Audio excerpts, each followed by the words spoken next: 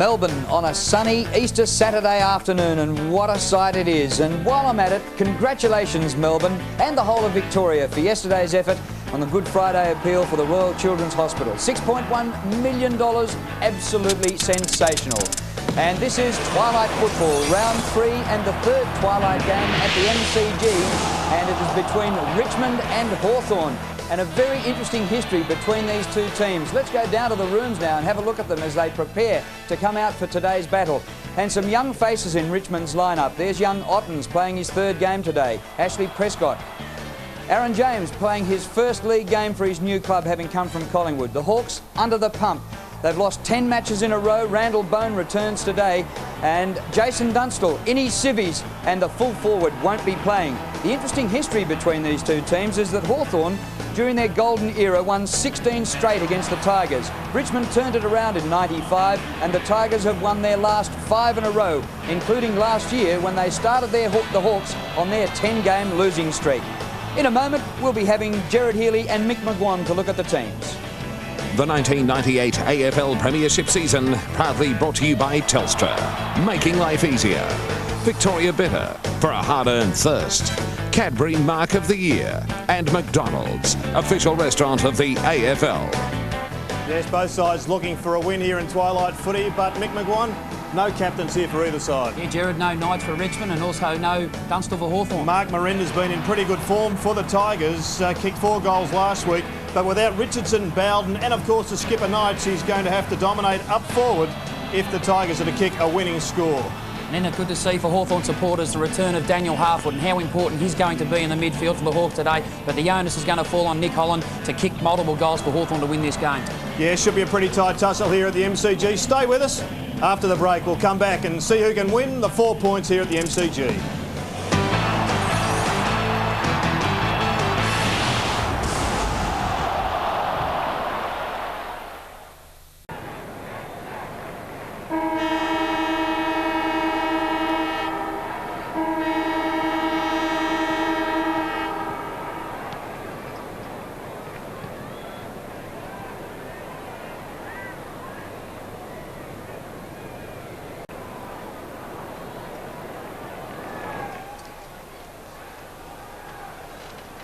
And welcome back to the MCG as the teams are about to take up their positions here. Well, a big commentary box we have here today, and it's a chance to welcome our fourth umpire, Johnny Russo. Hey there, partner. I'm very well, Drew, and I'm going for the Tigers. Yes, I think the Tigers would have to go in favourites, but gee, they're missing a lot of experienced players. And over in the southern stand, our goal-kicking expert. Good afternoon, Peter McKenna. How are you, Drew? I'm looking forward to this game very, very much because Hawthorn have a lot to prove. The forwards are going to make or break this game. Richmond, 2 high-marking forwards in Brendan Gale and Ben Holland, but they rely on their swoopers in Miranda, Daffy and Rogers. Down the other end, of course, they'll be relying the Hawks on Nick Holland and Brendan Crummell, who kicked 4 last week. I'd get Aaron Lord up into that forward pocket. He's a noted goal kicker, and they really do need to improve on their forward efforts in recent weeks. Thanks, Pete. Gerard? Yes, and down on the bench, Stephen Lawrence, John Hassel, Barker and Kilmartin for the Hawks. And for Richmond, we've got Bauer, James, Rombotis and Manfield. Bounce to start the game at the MCG. The Hawks going left to right in the first quarter after acting skipper Shane Crawford won the toss. Holland kicks up towards centre half forward for the Hawks. We've got 2 Hollands today. The brothers opposed. Fired out by Gasper to Prescott. His kick out towards centre wing. It sits up very nicely. The hand pass out to Harrison. It was beautifully delivered out there by Rogers. Inside the 50. Knocked away in defence. Holland trying to get it towards the line. Whistle pushing the back. Pushing the back paid against Brad Ottens. Free kick for Hawthorn from behind half-back flank. Up towards centre wing. Jason Dunstall not taking his place in the side, and Nathan Chapman taking his place. That was Lloyd losing it in the handball and then going in to apply the tackle on Tawney. Well done, young Lloyd. Through Graham it goes. And from centre wing, knocked forward by Treleaven. Up towards half forward. Chick, too far out to score. Space here and a mark right in front. Holland. Well, Mickey, an interesting start by the Hawks. They've elected to go with Nick Holland in the ruck, and then Mark Graham, I think, is swinging into that position around the ground, and Nick Holland just lurking forward. But this is pretty smart vision here by Daniel Chick. He picked him out and he's set him up. And just as a side, Steve Lawrence, despite being named on the bench, has started at full back. So Nick Holland from right in front for the first goal of the game, and he's kicked it.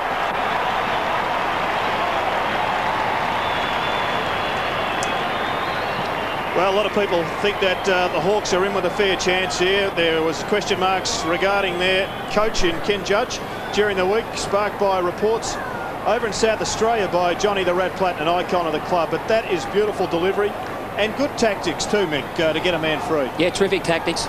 He certainly knows when to drift forward, Holland. He did on that occasion. And down on the boundary line, Dipper. Yeah, good afternoon, Drew. As you can see by that kick with Nick Holland, not a breath of wind down here, just perfect for football. And it's about time we see the number 9 captain of Hawthorn's side. I can certainly tell you Shane Crawford is absolutely pumped today, being the first-time captain. And Holland in the ruck after kicking the goal. He wins the hit out. Treleaven gets the hand pass out, chopped off by Tawney. Hand pass a bit slick, knocked up by Graham for Hawthorn. Within 30 metres of goal. Chick fighting hard for the ball. Hawks are going in very hard. Prescott has to dodge to get out of trouble. Kicks back towards the centre of the ground. Harrison pushed into it, and a mark. Open down the centre corridor. Brendan Gale goes long to full forward. Holland can't take the mark for the Tigers. Hurriedly McCabe for Hawthorn. Off the ground Taylor, who's opened the season very, very well. Treleaven gets free, puts the hand pass in front of Harford. Nice to see him back in the seniors. Kicked by Harford to full forward. Crode gets underneath the ball, can't take the mark. They're gang tackling the Hawks, but Richmond clear. Prescott floats one over the top to Gale. His hand pass back is not too good. It was a push to Gale, and a free kick against Graham. Fires it out to Campbell. Unmarked on centre wing. Chance for Rogers. Rogers long to full forward. To Holland. Well, the brothers might nearly have had the first 2 shots for goal, but on this occasion, Ben Holland couldn't take the mark and it's out. Well, having a look at the Hawks interchange, it looks nothing like what was represented on the team sheet. Johnny Barker was also named there, along with Steve Lawrence. Is there a fine involved now? If the incorrect player, yes, there is a fine involved if they incorrectly fill out the team sheet. Treleaven's had a bit of it so far, but he gives it to Broderick, whose hurried shot for goal is hooked out of bounds. Well, Mick, what advantage do you gain by 20 seconds before the game costing yourself a fine by naming 2 incorrect interchange players? Yeah, I think you have to really look at the matchups, though, Gerard, and I suppose they're prepared to pay the fine. I think you may be able to get some advantage. Once the game settles down, that sort of wishy-washy stuff gets thrown out the window. Aaron James on the left there, starting the game on the bench. He's kicked 9 in the last 2 weeks in the reserves. Out of defence goes Jonathan Hay, up towards the centre of the ground. Gale, Brendan Gale, his brother Michael not playing today, and here is the man who replaced him, Trent Nichols. Nichols off the left of the forward pocket. Miranda, who kicked 4 last week. Good spoil by Lawrence. And Drew, just on that point on Michael Gale, unfortunately he's got a slight strain on his left knee and probably be out for about a week or so. Throwing down towards the forward pocket. Gets to the back of the pack. And hurriedly out of there by Woods. Towards the centre of the ground. A dive. Lord takes the mark. Out to Leckis, who had plenty of the football last week. Leckis has kicked the full forward. Crode, the youngster. Sensational junior athlete and playing his 3rd senior AFL game. Isn't it great to see, Drew, a young player playing in the full forward line for the Hawthorn come and present himself at every opportunity. He's already done this on 2 occasions, and he sort of started to give Bullis the run around already. And a beautiful take too. On the end, he was under some severe pressure. A player has been dropped in the goal square, John Russo. Yeah, and right in front of Mark Nash, which seems a very foolish time to do it. If you're going to do it, you'd want to make sure that the bloke's not standing right in front of you looking. Yeah, it doesn't look as though Wayne Campbell agrees with what Mark Nash has paid, but unfortunately, Wayne, it's done now, so you'll just have to stand the mark and watch the kick go through, I would suspect. So Nick Holland has a chance to kick his 2nd.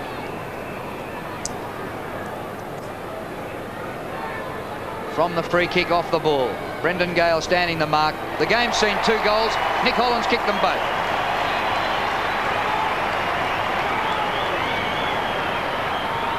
Well, I'm sure the body language there from Wayne Campbell, who's acting captain today, says it all. And we didn't actually see what was happening.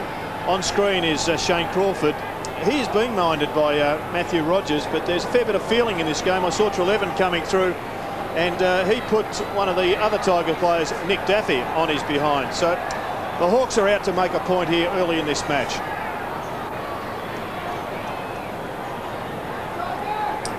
Well, I think the free kick was against Gasper. Holland kicked the goal and has gone straight onto the ball to do the ruck work.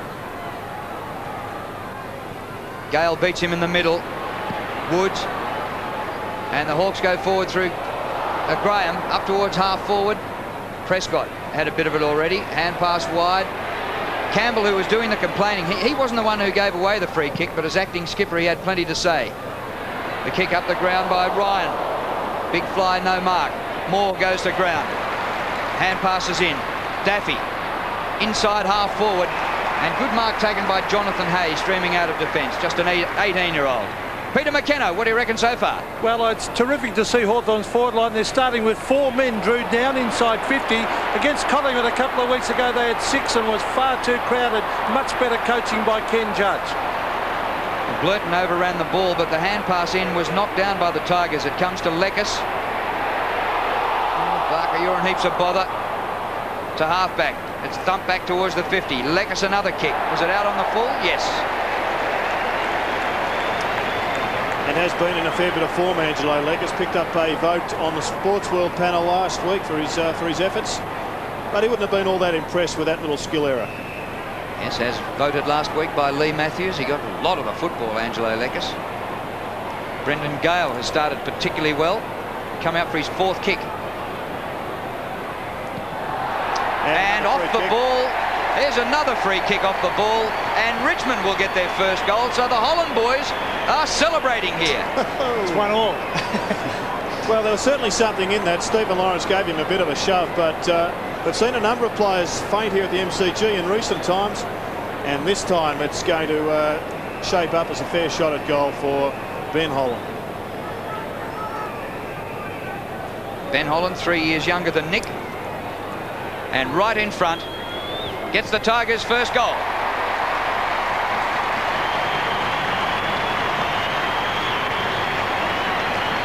And I guess, John Russo, one of the great values of the third umpire is to pick up those off-the-ball incidents. Yeah, that's right, Jared. And you can only assume that the umpire did have a clear view of what happened rather than reacting to the fact that Holland ended up on the deck. It's really important that they not guess it, that they have a very clear view of the fact that he was pushed to the ground or dragged to the ground prior to the ball arriving.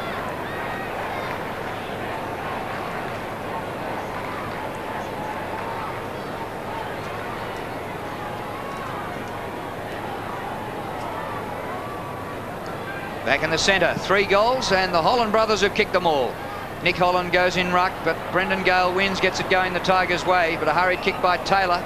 The whistle's gone for more stuff off the ball, and it's going to be a free kick to Daffy. Man being spoken to, Tony Woods. So the umpire's really hot on this. Kick by Daffy out wide. Here comes Harrison. Oh, good mark. Excellent mark by John Barker. Barker's left foot up towards centre wing. Shane Crawford. No, it's not Crawford. A lot of people, Mick, sorry, Drew, a lot of people, Mick, suggested there was a problem with the pickup of John Parker, but he's played some very good games both for the Lions and Fitzroy. Yeah, well, he's got a bit of versatility in his game also, Jared. He can play back or forward. That was Brad Lloyd up near the centre. A few blondes in this Hawthorn lineups like St Kilda of old. Prescott's kick, well, I don't know who he was aiming for then, went straight to Harford, who was 15 metres in the clear. Kick by Harford, back short of half forward. Well, they're just swapping the ball here, and Brendan Gale has opened like a house on fire.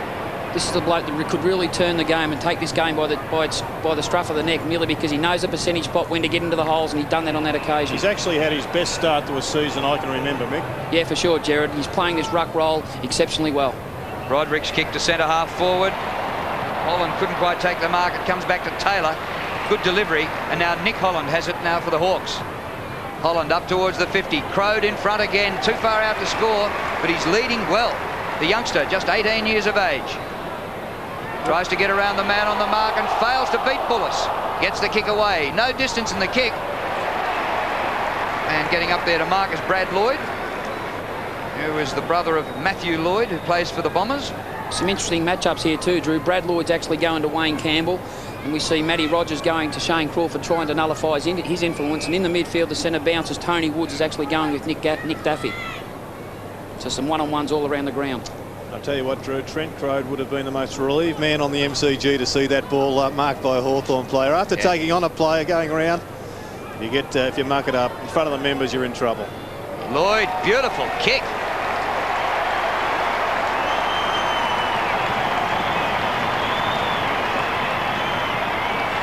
Well, a great start, Mick McGuan, by the Hawks. We expected that they'd come out all fire and brimstone, but importantly, they've kicked some goals. They've kicked 3 straight, and that's a great start to them. Yeah, well, that's the natural inclination. Once your back is against the wall, Gerard, you've got to get out of the blocks, especially early in the game, to put the onus of pressure back on the opposition, and they've certainly done this to Richmond at this point of time. And a great shot at goal, that one too. So Brad Lloyd, the Gardner medalist, kicking truly and getting his first goal. Made his debut last week. Benny Gale in the middle, winning the hit-outs, taking marks, getting kicks. But the Hawks have the footy. Treleaven, Daffy traps it and is buried. Richard Taylor bursts his way clear. Long kick to the forward line. Push. And that's, yes, Hawthorn player not watching the ball. Advantage now to Richmond. And they come out through Ryan. John Barker in front. Another good mark. Hawthorn crowd wanting 50. Away to Harford, who switches direction. Holland back behind the centre, Nick Holland. He's kicked 2 goals. Kick was astray. Goes straight to Tawney. Kick by Tawney to the 50. No mark taken down there by Ottens. And the ball out of play, 55 metres out. And isn't it great to see Daniel Harford in his first game back pushing deep into the defence for Hawthorn to give him weight of numbers, and Trent Nichols is actually his direct opponent, and it's good to see him sort of getting first hands on the ball at this early point of the game. Mark Graham works to the front and wins it. Harford dispossessed in the tackle, comes back to Graham. His kick over centre wing. Crummell is there. Ball lands on its point. Tapped out well to Lloyd. Gardner medalist last year. Kicks towards the southern stand side. That's clever. Oh, unfortunately, the mark not taken by Leckis, but the free kick is paid. Firm contact from the front like that is often paid, Drew, and so it should be. Too far out, I fear, for Angelo Leckis. There's the infringement that John Russell was talking about. Crummell is there, and the ball, I thought, hit the behind post. It's still in play, says the umpire. Down goes Chick in the tackle. Taken by Campbell. His kick outside the 50. Crawford hasn't been in the play as yet. He's being marked by Matthew Rogers. Shane Crawford yet to get a touch. Well, we saw last year he go to the half-back flank a number of times when he was tagged out of it. So that is a move that Ken Judge could also implement. But right at the moment, I think the Hawks are just upsetting Richmond a little bit with their tactics. Nick Holland. Moore over the ball. Hand pass out. Ball slapped towards the boundary line by Crawford. And that'll be a throw-in, which sets up another ruck contest. And if you were giving votes for this game at the moment, I reckon Benny Gale would get the 3 votes, no worries. I just wonder whether that was a free kick, John. Well, the force of the tackle dislodged the ball, and he didn't have an opportunity prior to being tackled, so comfortable with that. Treleaven's hurried kick. Sits up nicely. Lloyd puts it down towards the forward pocket. Good spoil. It was a great spoil, wasn't it? Out of defence by Bullis. And the ball finds the boundary line. Underrated player, Paul Bullis. He's been one of the reasons that the Tigers have struggled in recent years, because he's had a serious problem, but back from injury this season, and he just gives them that extra option for the tall player down in defence. Gale wins another hit out. Mind you, he only beat Crummell on that occasion. Prescott goes to ground, hauls the ball back in. Umpire will ball it up. It was Broderick. So Hawthorn have made a good start. They're 3 goals to 1. Richmond going in as favourites, but gee, they're without about 7 of their top 10 players. Gale wins another hit out. Down goes Blurton, the former West Coast Eagle. Harford dives on the ball. Taylor under pressure, loses it, and it just comes clear just as the whistle sounds. Could have been a little bit lucky on that occasion, Gerard, with that handball, that backward handball, Daniel Harford. If it had escaped the legs of his teammate, the flow of the ball would have went Richmond's way for sure. Just at the moment, the Tigers have got a few options up in their forward line, like the look of Brad Ottens, and Nick Holland's getting his hands on the ball, just needs to convert. How well is Ben Holland, Gale I should say. And the ball goes out of bounds. Now, a look at Benny Gale's stats. He's had at least 4 hit-outs, 4 marks and had 5 kicks. Let's take a flashback to a Richmond-Hawthorn game, and Michael Roach, what a sensational mark he took in 1979. And Kelvin Moore still getting over it. Tell you what, the Tiger forward line would look a little bit more dangerous if Disco was down there at the moment.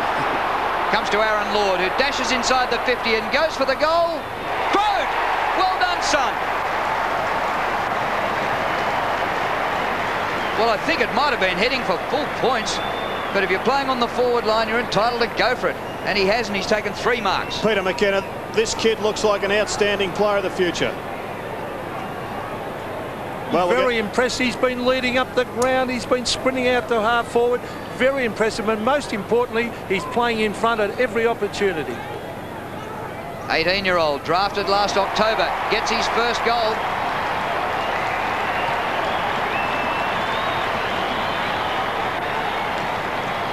Well, just having a look at him, Peter, with Dunstall back in the side, I gather you've just got to play him out of the forward pocket. I would agree with that. He's got tremendous pace off the mark. You've seen that already. I'm not sure this was exactly a pass coming down there from Aaron Lord, but the kid, young Crode, got in front, Jared, and I've noticed he's got terrific acceleration off the mark, and that's very important if you're to play in a key forward position. And the good thing with Ken Judge, they're giving him plenty of room. Straight kicking here. Hawthorn 4 goals to 1, and they've come in as underdogs, and are they on the rebound? And that's despite the efforts of Benny Gale on the ball for the Tigers. Mickey McGuan, what do you do if you're Jeff Gieschen? Do you send a message out to your senior players?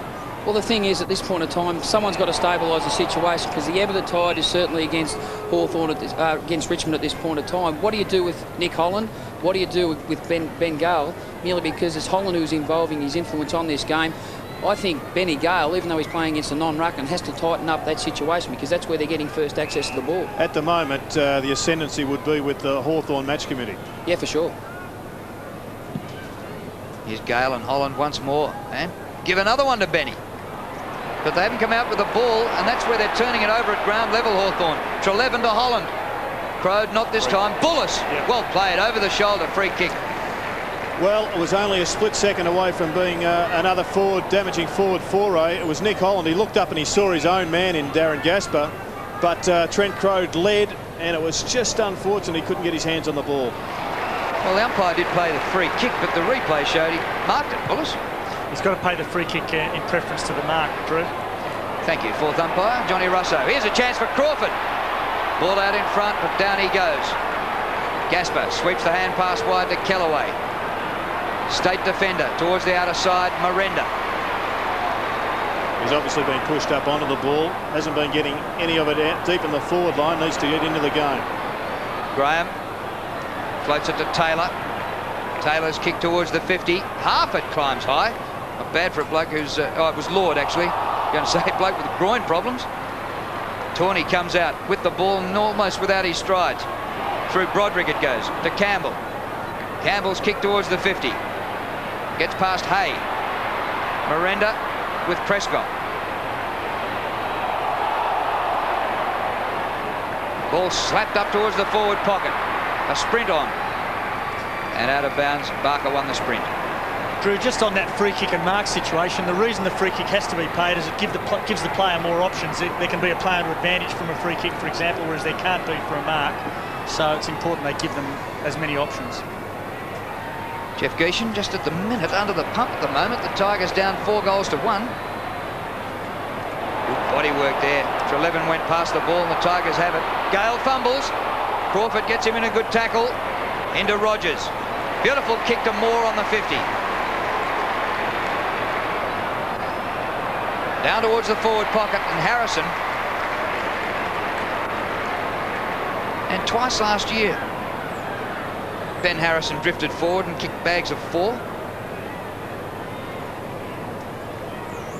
Mark Miranda, who's been working at both ends, we saw him back at half back, getting a possession down on the southern side, and then up in the forward pocket. Now he's in the forward goal square. Looks a bit proppy there.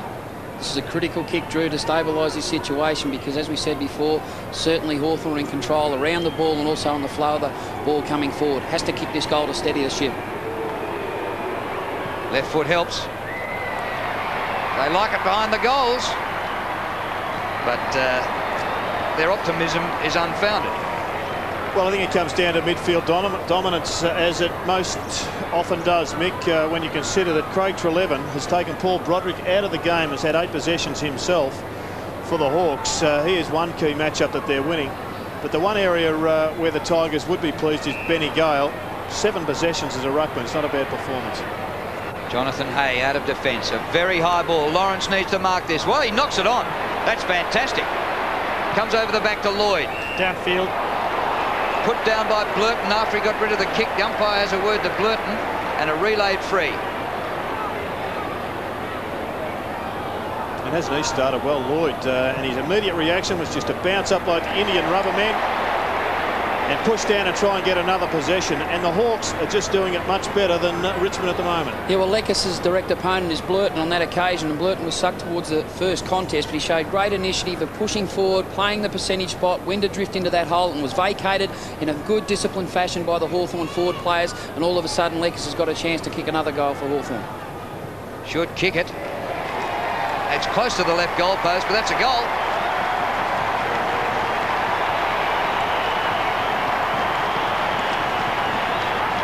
Well, when the living legend gives you a vote, Mickey, that's got to give you some sort of confidence, doesn't it? Yeah, Uncle Lee. Angelo Lekis has started in great fashion once again. And that's what you're talking about, Mick. He just waited his time and then dropped into the hole. Yeah, well, it's so important as a midfielder knowing when to do it and playing the percentage time to do it. But also it revolves around the midfield, the forward lines to move into holes so that space can be vacated.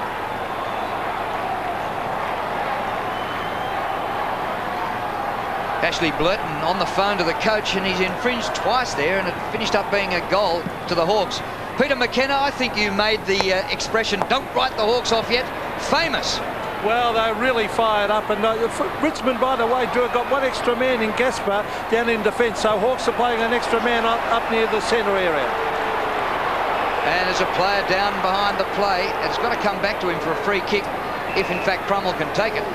Crummell wasn't actually downed. It was more contact as he desperately lunged forward to punch the ball towards the centre-half forward position to give Hawthorn an opportunity to run into goal. But I think it was legs that actually made contact with his head. Peter McKenna, the spare man, of course. Darren Gaspar is picking up Nick Holland when he comes in out of the ruck. I just wonder whether you think that he shouldn't go into the middle of the ground as a ruck rover and go with him the whole way. Well, I think that Holland's made a big difference with his mobility going up the ground, Gerard. I would go in with him for sure. But I'm sure they'll do that because Holland's creating a few problems with his agility around the ground. He's losing Gaspar though, isn't he, Gerard? Oh, no doubt at the moment. And that's what Richmond have got to react to that situation. In fact, he's just waiting in the middle of the ground. When they get it out on the wing, he's just pushing down into the space. So Crummell unable to take the kick. He's gone to the bench. And Johnny Hassel takes the kick for the Hawks. Puts it out in front, 35 metres from goal. Terrific mark by Chick. Well, the Hawks have come out on fire today. And they haven't liked the fact that they lost 8 games straight at the end of last season. They lost all their practice games. They lost in the Ansett Cup, and they lost their first 2-round games in the season proper. But, well, great clubs do bounce back. And Chick kicks for goal, which would be their 6th straight. He's got it.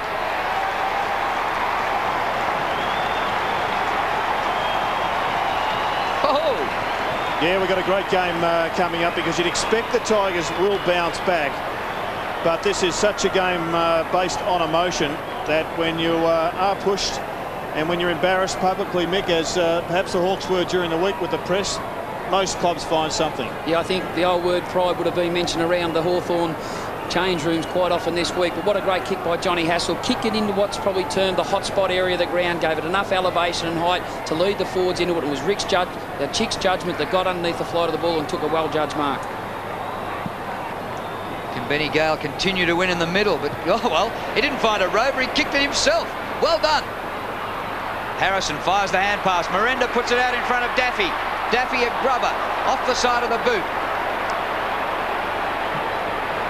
And the Hawks back there in numbers. Downfield, Drew. There's been a lot of this. Free kicks downfield and off the ball. That one was against Ben Holland. Now, I tell you what, the last grubber that was played here was executed by Trevor Chaffel, wasn't it? Yeah, that's still an international incident. Another free kick. Brendan Crumble, we saw come off the ground, is now going into the room. He has a split lefty at the moment, so the doctors are going to take him in just to stitch him up a bit. Thanks, Dipper. Gasper getting all over Holland. Holland, a beautiful kick out wide to Dixon. Dixon again puts it into the hole, out in front of goals, and Graham takes the mark. They're queuing up. This is this ruckman situation where they've certainly gained the advantage.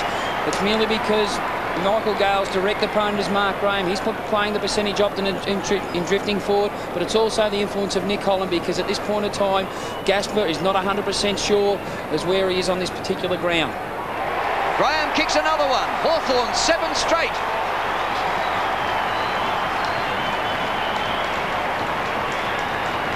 Well, after Nick Holland kicked the first 2, since then there's been Chick, Lloyd, Crode, Graham and Leckis. And all players basically playing in the middle of the ground. And there was other option. Trent Crode was available for that kick. He was making the space most importantly, but every Hawthorn player is prepared to do the running. As we see Shane Crawford coming off the ground, one suspects it to be for the blood rule. And you can see there on his chinny chin that he's probably been clipped. And, well, we've seen that sight fairly regularly throughout the summer.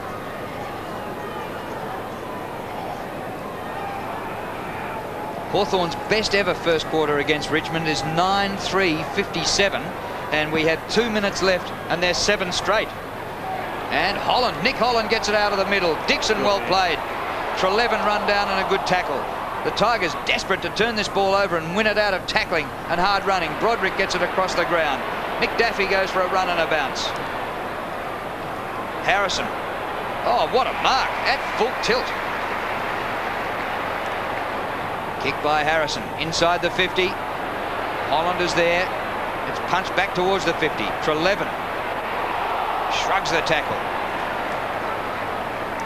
9 possessions to Craig Trelevin. It comes to the front to Moore. To centre half forward. Off hands, Miranda had a chance.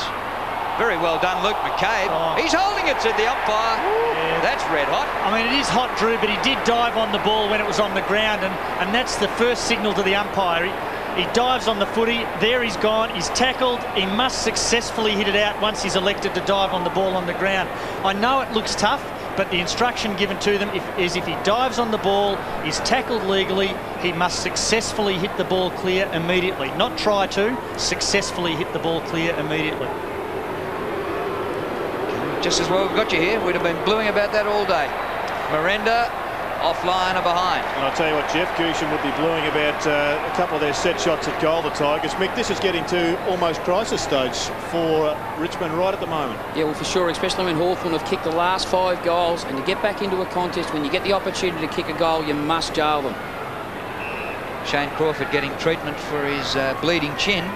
He may have been dragged on performance because he hasn't had a touch yet, the acting skipper. Touch play on.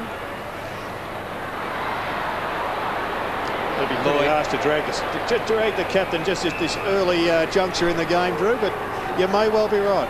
Well, the only other blokes who haven't got a stat are interchange players who haven't had a run yet. Lawrence works the ball to Taylor. Hawthorn working great guns. Graham's kick wasn't all that good off the left foot. Oh, it's a free kick. Front straight into Matty Rogers. Just 24 seconds remaining in the quarter. It's 42-8. Richmond desperately need a goal out of this. It's in the forward pocket. Free kick paid. We'll come back to Lawrence. Signal given by Andy Malcolm then was for a push against, don't know who it was against, but it was to Lawrence, obviously. Richmond have been forced to use the change of Otten's going on the ball and Brendan Gale pushing forward. The mark stands to Angelo Leckis. And there's the siren for quarter time. Listen to the Hawthorn fans as the Hawks have hit back in the best possible terms. And just looking purely from a statistical point of view, it's relatively even, except that the Hawks are taking far more marks around the ground, 20 to 13. A lot of those would be chest marks. As we have a look at a little bit of a fracas that could well have developed, but it hasn't, fortunately. But another key stat, of course, is inside 50 metres, which just goes to show that Richmond are getting the ball in at 13 to 15, but the Hawks doing far better. As we see Jared Daffy and Tony Woods. Just comparing what they had for lunch this afternoon. Where did Gerard Daffy come from? Gerard Daffy, exactly right, Nick Daffy. But that's what you call... And we'll be back with more comments from Nick Healy after the break. And the score at quarter time here is 7 straight Hawthorn, Richmond 1-2.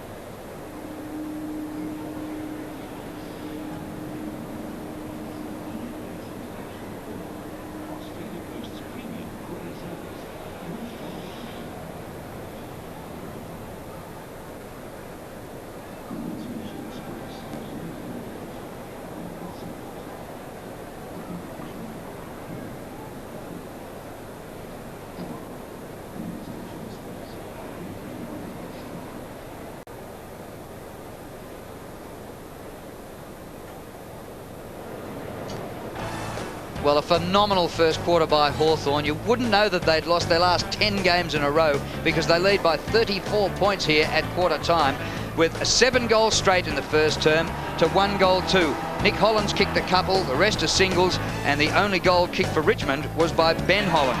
And at quarter time, a bit of experience addressing the Hawks. Jason Dunstall didn't take his place in the side. And Dunstall out there talking to the players, along with Paul Salmon, and between them, 457 games. So there's a bit of experience talking to them. The footy record with Stan Alves on the cover. And Stan talks about how he plans to turn last year's disappointment into a positive. He also talks openly about some of his star players and his family. Channel 7's Tim Watson explains the different ways of coping with taggers. There's Timmy, and all the stats on all the teams playing over the Easter weekend. Well, there are the unofficial coaches making their way off. Paul Salmon, who played his 250th last week, and they're missing him, along with, well, Robran, Kapler, Justin Crawford, Danilchenko, Joel Smith. Peter McKenna, what about that for a first quarter? Oh, fantastic. The Hawks evolved, but it all depends on the midfield, Drew. If Hawthorn can keep up the pressure midfield, they've got the forward power. And good to see Kenny Judge using Steve Lawrence at fullback because they need the height down there, and he's a very good negative player. Start of the second quarter at the MCG. Phenomenal first term by the Hawks, despite Gale's dominance in the ruck. High tackle. And Lloyd will take the free kick. Brad Lloyd puts the ball out wide. Graham coming up off half-back. Kicked a goal in the first quarter. Graham's kicked towards the 50. He just kicked and hoped. He didn't really aim that one. Plenty of Tigers back there, including Benny Gale, who's had some sort of a game. A dipper on the boundary line. Yes, Drew, Jeff Kirsten just told his players, look, you've got to work yourself back into this game. You've been in this situation before. And Stephen Lawrence is only the only Hawthorn player who's played over 100 games. We're just asking his fellow teammates just to calm down and enjoy that quarter, but there's still 3 quarters to go. Here come the Hawks again. Taylor out in front of goal. What a perfect kick. Dixon marks 45 metres out, virtually right in front. That's one thing that Richmond have really got to tighten up. It's around them set play, stop play situations, because when there's a ball up or boundary throw in, it's the Hawthorn players are getting 3 of their direct opponents and using to the advantage of roving to Brendan Gale, who's getting first hands on the ball. But it's the Hawthorn Crummers who are winning those in tight contests at this point of time. Ben Dixon for goal. He's got it there for another one.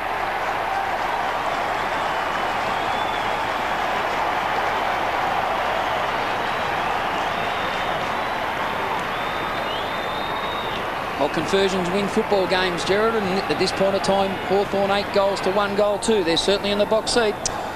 And the conversion has been quite astonishing, hasn't it? They've gone into their forward 50 on 16 occasions and they've come up with 8 goals, Mick, for 50%. In modern day football, that's an extreme statistic. Any side that could do that is always going to win. Daniel Harford started in the back pocket on Ashley Blurton, followed him down there.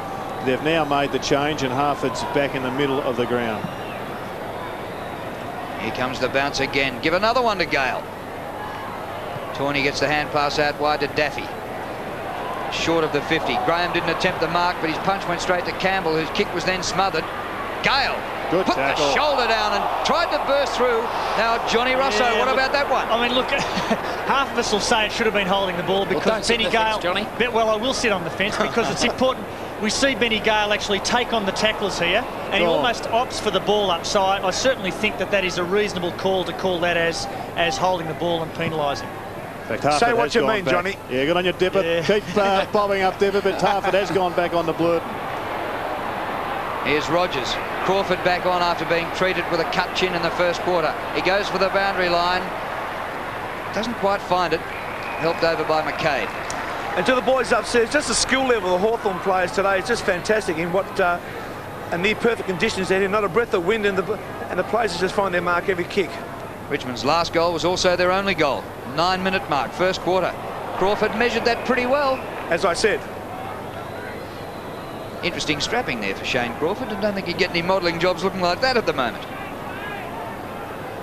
Matty Rogers doing a pretty good job on him, keeping him well and truly restricted. Gale gets it to the back. Yep, and paid, Gerard. Well, he's going to get his first kick here, Shane Crawford. I reckon there's been 4 contests that have been key to this result, Mick. John Barker on Harrison, keeping him out of the game. Treleven's stitching up Paul Broderick at the moment. I think Nick Holland's really got Gasper's measure, just from a tactical perspective, and Mark Graham on Ben Gale. Yeah, for sure. That's where they're certainly gaining advantage, Gerard, and I'd have to agree on those 4 particular matchups. It has been the Hawthorn influence that has got these in these games, but it's purely been the Nick Holland influence. He's pushing forward at the percentage time that's gaining Hawthorn advantage. Well, the acting skipper is having an absolute Barry Crocker. That was a well, not a set shot, but a man standing the mark, and he has a kick, and it goes straight out of bounds. Drew, Brendan Crumble's back on the ground. If you reckon Shane Crawford's head is no good, you see his. The return of the mummy. No, it looks terrible, doesn't it?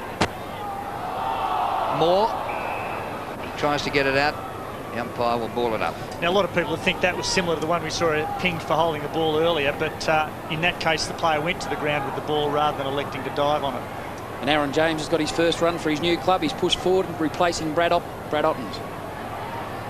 Well, Gale wins again, but it comes down to Treleven. Now up towards centre wing. Push out. Yep, I agree with you, Gerard. No whistle on the play, and now it's out of bounds up at half forward. Well, we could be looking at one of the great examples of what a waste of time ruckmen are, because Gale is getting his fist to absolutely everything, and they're getting flogged. Don't have to convince me. It is a concentration thing at ground level, though, Drew. In that situation, those players around the set play, stop play situation, have to really watch the ball and watch the hands, knowing that there is a dominant ruckman on the ground. Just to put it into perspective, he's won the hit-outs 8-2. He has also had 9 possessions and 4 marks. He's played a phenomenal game, Benny Gale, but he hasn't found a teammate once. And Hawthorn, no doubt, dominating the centre clearances. Taylor goes over his shoulder. Treleven balks, buys himself a bit of space. Oh, well done. Aaron Lord just outside 50. He lines up and has a ping. Now there's a chance for Dixon. It's still there for him. He's outnumbered 2-1. And Aaron James gets his first kick in the seniors for the Tigers. Safety first. It wasn't Aaron James, but coming out of defence, bit of a lookalike, Jason Tawney. I'll tell you what, the Tigers did pretty well there to restrict the Hawks to not scoring a goal, because it looked at one stage as if it was going to be a reverse 2-on-1 situation, but good support running by the Tigers. Just every time Richmond get the ball, they're under siege. Down goes Tawney. Once, twice. Holding the ball? No. Ball up. Finally, I think it's Jeff Geeshan who's had to react with his situation. He's put Gasper directly onto his direct opponent in Nick Holland. He's seen the importance of Brendan Gale, who might take a forward option role in the front half. His direct opponent in Mark Graham has gone onto him in that part of the ground. One-on-ones all around the ground at this point of time. Gasper tried to take clean possession. which he didn't really want in a situation like that. Taken over the line by Bauer. Well disguised too, Drew. And just to emphasise the point you're making, Drew, Brendan Gale's got his hand on the ball first in the centre clearances 6 times. They've received it directly only once for a 16.7% efficiency rating. And they're the new statistics we've got here at Channel 7, the most enlightening. So if you were the coach, do you pay out on the ruckman who isn't directing the ball or the little blokes who aren't getting it?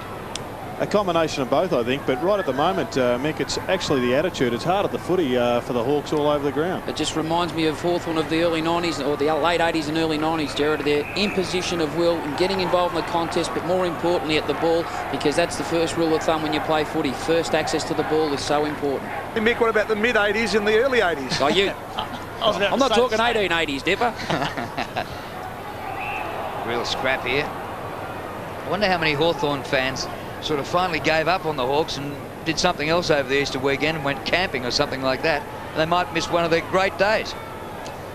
Well, as we have been told on umpteen occasions, they haven't had a win for a long time. Holland for his 3rd, just offline, and that is Hawthorn's first miss. And here we are, nearly 8 minutes into the 2nd quarter. And Peter McKenna, this quarter has been played almost completely in the Hawthorn forward line. Well, with you, Jared, it's the desperation and the pressure being put up at midfield. Looking down the Richmond end, they've got 3 guys in the goal square, 3 tall players, and it's just not getting down to them because they're going in harder, the Hawks. And once again, we see the... Oh, that's got to be deliberate, yes. Well, it's just the outcome of pressure. We saw 2 poor mistakes by the Tigers there who are under siege, Mick. And that's due to, you know, as you said, Jared, the pressure, and it's the decision-making process, and that was definitely out of bounds deliberately. Yeah, no doubt at all, Nick. So Brad Lloyd, who made his AFL debut only last week. He's older than Matthew Lloyd. He comes with a Gardner medal behind him. Lines up for his 2nd goal. How about that? Oh, missed by a centimetre.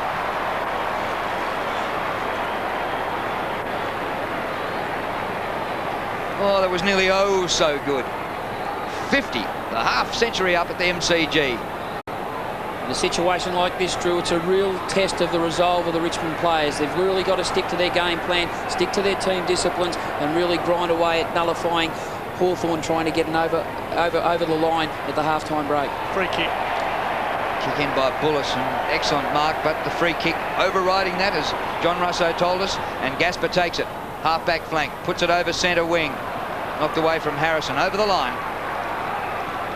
At the end of the day, though, Mick, they've got to come up with a couple of goal kickers.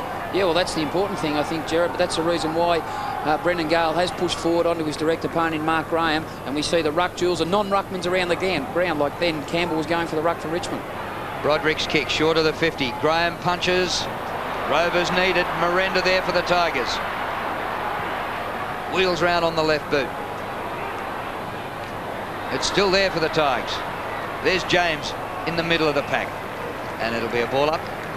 It's just that Richmond players are not getting to run the lines like we've seen the five-way rotation they used 2 weeks ago against Essendon, but there's no one finding space, and that's the importance of Matty Knights in situations like this. He's the type of player who they need to find space, and it's unfortunate he's not out there today. And his loss has been emphasised because their other architect, Paul Broderick, hasn't really had a great influence on the game. He's had 5 kicks and 2 handballs for 7 possessions. And Tony Woods is doing quite well on Nick Daffy too around the goals, Jared. There's the official AFL website.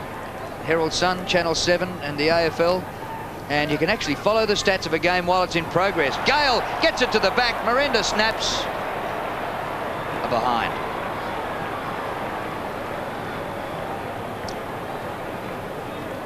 Second behind for Mark Miranda, since they've only had 4 scores.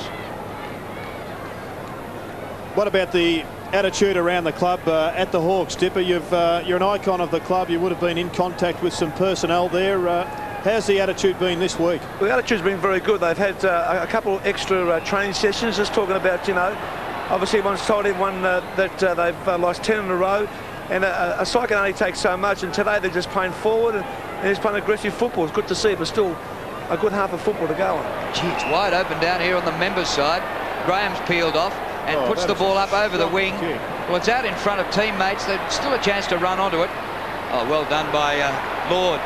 Inside he comes to Barker. Now have a look at this for Crummell. The Mummy might kick a goal. Oh, it's close, just offline. It was all brought about by a terrific transfer of play deep in the defensive play part of the ground by Hawthorn. Tony Woods transferred the play. Even though it was a mess up in effective kicking, there was targets and there was loose people free for Hawthorn. It was unfortunate Crummell wasn't able to kick a goal on that occasion. Bullis kicks in. Bit of a helicopter spin to that one. At ground level, Gasper. Wide open for Rogers. Kick to centre half forward. Down comes Holland. On the first bounce is good. Back to Harrison. Open goal. He should score. He's got it. Perfect.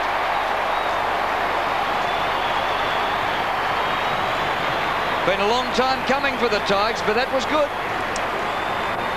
Yes, Hawthorn really needed John Barker to push down into the hole. He didn't go as hard as he perhaps would have liked on the replay. You just see him there, and that allows the Tigers to get a man to run onto the football, and Ben Harrison, who's a pretty mobile key position player, does all the rest.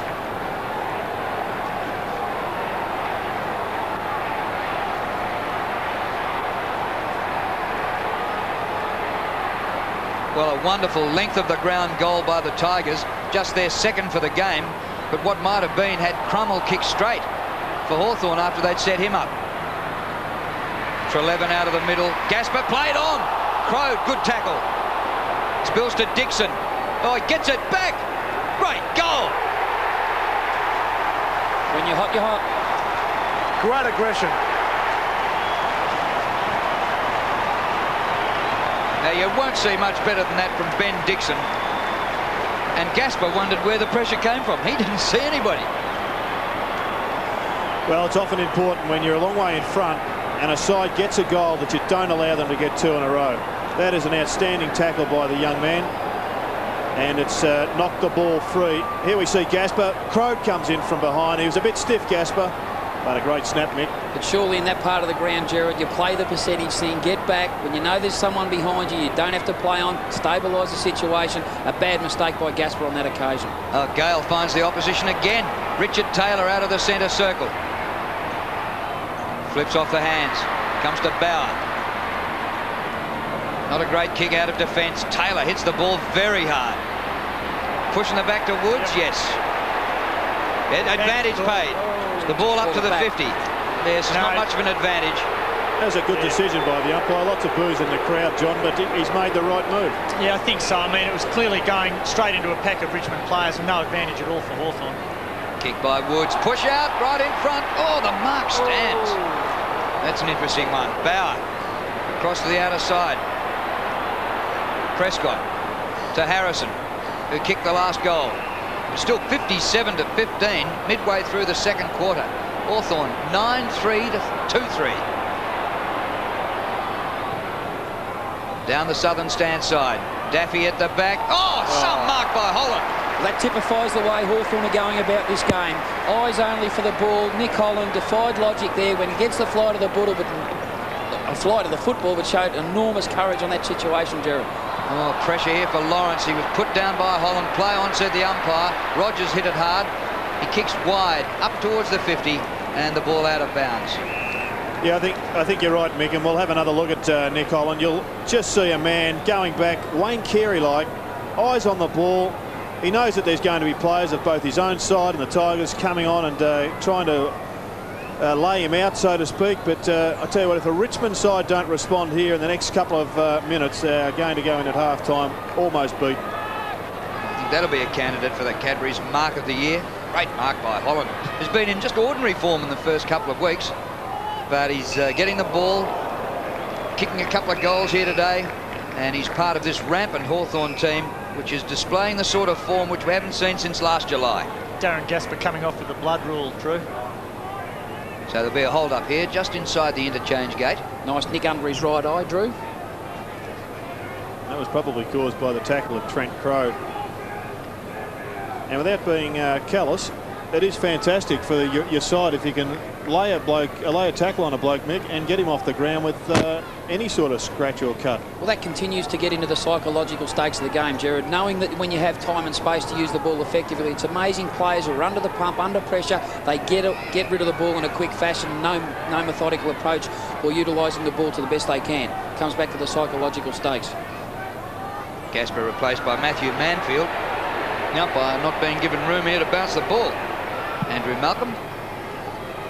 Gale wins another one, but who'll get the ball?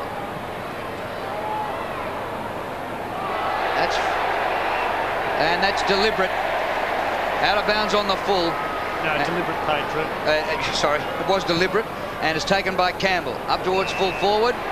Whistle had gone before it arrived. Campbell taken out of it after he got rid of his kick, and Lord being spoken to, so it'll be a relayed free and a Richmond free kick right in front of goal, and it'll be taken by Ben Holland. Actually, Drew, that was against Daniel Harford on the outer wing against John Rombotis. It was an off-the-ball incident. It was something that he could have controlled. He got involved in the physical stakes, and he gave away an undisciplined free kick on that occasion. So Ben Holland lining up for his second. His first was from a relayed free.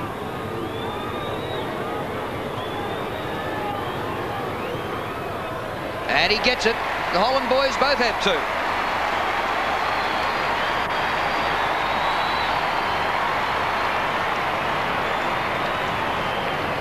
Well, 3 goals isn't a hell of a lot of return, but if they can just pinch 3 or 4 more in the remaining 9 minutes of this quarter, they go in at half-time probably recapturing the momentum and in a competitive state. And that's exactly what Richmond need to do. They've got to start winning some more football out of the middle. They need a lift from their senior players, but they're up against a pretty ferocious Hawthorn.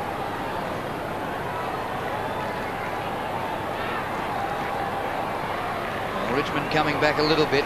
Hawthorn at one stage were 8 goals straight. They've added 1-3 since then. Crawford gets one of his few kicks.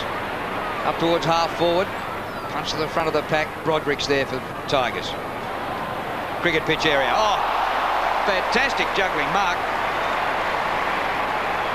A bit going on off the ball, but the Tigers playing on with the football. Ryan's kick towards the 50, marked by Campbell. Hand pass comes out to Campbell. That was interesting. He hand passed to himself and kicked the goal.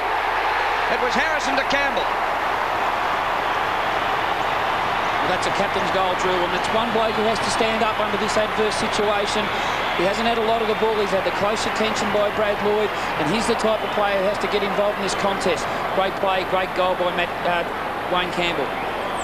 Hasn't been a bad quarter by Ben Harrison. He's just starting to draw level with his direct opponent in John Barker, but full compliments to the man on screen. Wayne Campbell, a tremendous goal under pressure. He elected not to go for the lead as Nick Daffy and Tony Woods continue to battle about in the middle of the ground.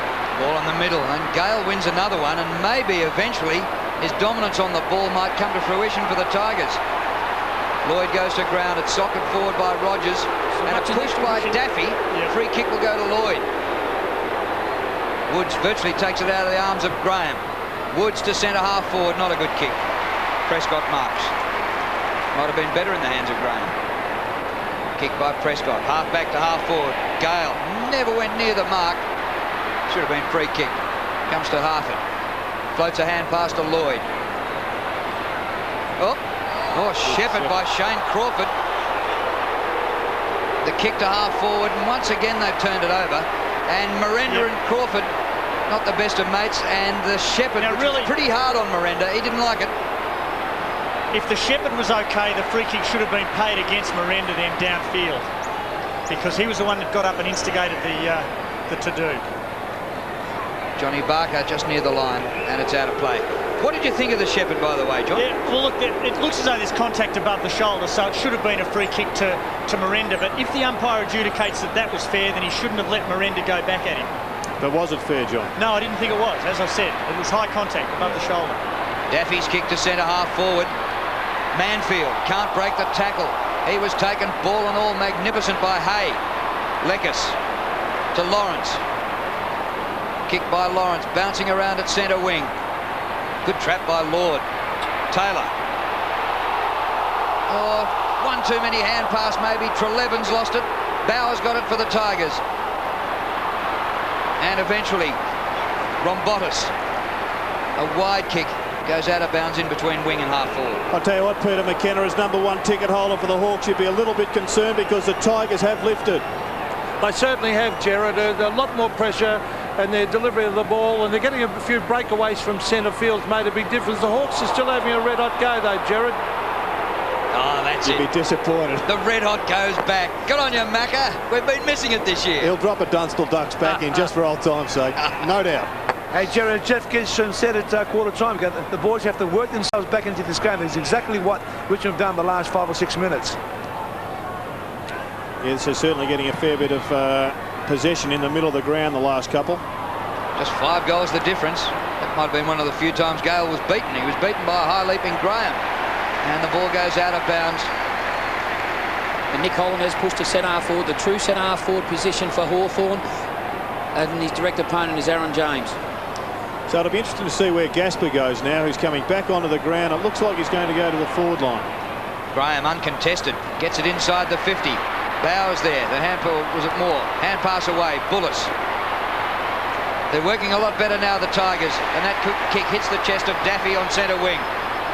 To half forward. Harrison. Barker. It goes to Luke McCabe. Floats one to Barker or Hay, just anywhere. Taken out by Nick Daffy. And we'll have a throw in at Richmond's right half forward. And that's exactly the type of pressure Richmond have got to do to get them back into the game. Once you become a liability in the sense that you're not finding the footy, you've got to do the defensive attributes so you can get back involved in the contest. Oh. Campbell unlucky with that kick. Leckers chopped it off to Shane Crawford. His delivery's good to Nick Holland. Awkward half volley. Aaron James is with him. Well trapped by James. Free kick. Holland got a fair bit of James's face with one hand. And Aaron Lord's come off the ground, and big Randall Bone is going to give them some presence up in the forward line. I'm sure he'll go down onto Darren Gasper. Maybe a little bit slow for Gasper, though. I've seen Gasper push forward on various occasions for Richmond when they were under pressure last year and the year before, and he certainly provided them a spark when he's in that part of the ground. He could be the man that does kick multiple goals and get them back in this contest. The lead by Ben Holland. Gasper, who's well taped under the right eye. After a cut, goes for goal from about 50 metres. This will put him within 4 goals. But he hooked it.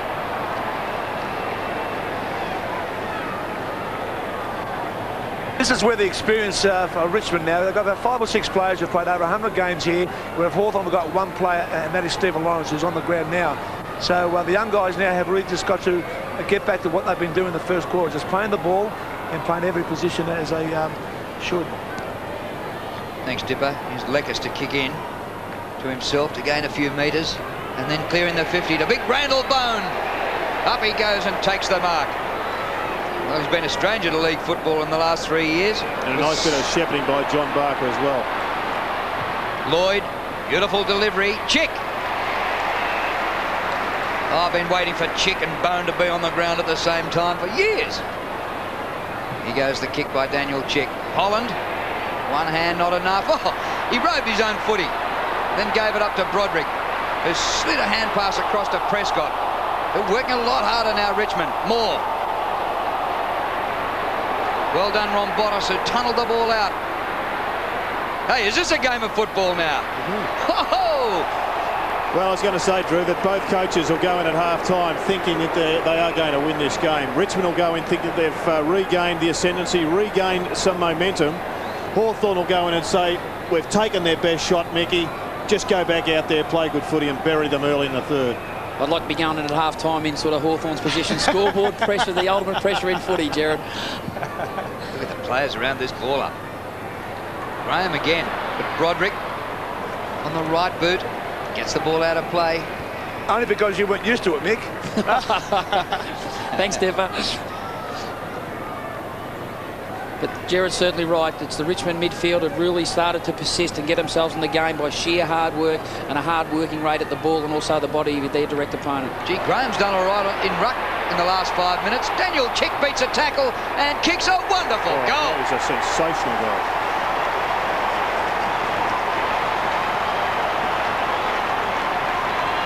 that really gives them some encouragement as they go into the half-time break, doesn't it, Ott? Virtually every Hawthorn player in the forward half of the ground has come in to congratulate Daniel Chick on that great goal. Well, I said a sensational goal, John, because he took on the opponent. It was just a fingertip away, and unfortunately his direct opponent in Desi Ryan couldn't quite come up with it. Damien Ryan, that is, and that could cost them big time at the end. Well, that goal on the run by Chick arrests a bit of a surge by the Tigers. Still 3 minutes left, though. Anything could happen in the remaining 3 minutes before half-time. I'd like to have the contract on the bandages, actually, for the AFL at the moment. Be making a squillion. Lloyd's hand pass is good. Treleaven. Kick by Treleaven. How's that? Oh, just dropped short of Crode. Well done by Aaron James to chop it off. He has Prescott out at left half back, but he goes longer up towards wing. Marking contest, no mark taken. Kellaway gets a difficult kick out of bounds, centre wing. Peter McKenna, you're over that side of the ground. What do you think now? Well, it's just enormous to be on this side of the ground. I watched the tackling and the enormous pressure. Both sides are just going in so hard. I haven't seen a Hawthorn side for many, many games go in as hard as they have, Drew. And you'll be going to the President's dinner at the end of the season again, will you? You've got an open invitation. Everybody screamed that one should have been holding the ball, but Matty Norton on the blind side there, and certainly wouldn't have been able to tell whether the ball was disposed of or not. So from this side, certainly looked as though he was too long. Should that be the situation when another umpire makes a decision, John? Yeah, well, unless if it's an interpretational thing like holding the ball, they don't like those ones being paid. The high tackles and the push in the backs are a different story. But Holland, he tapped the ball on beautifully, and Campbell has an open goal.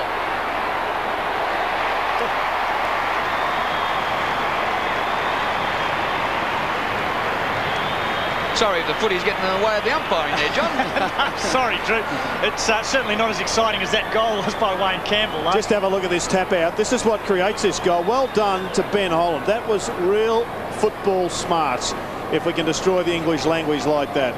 Excellent football. Put Wayne Campbell onto his second goal in the quarter, and he has lifted personally.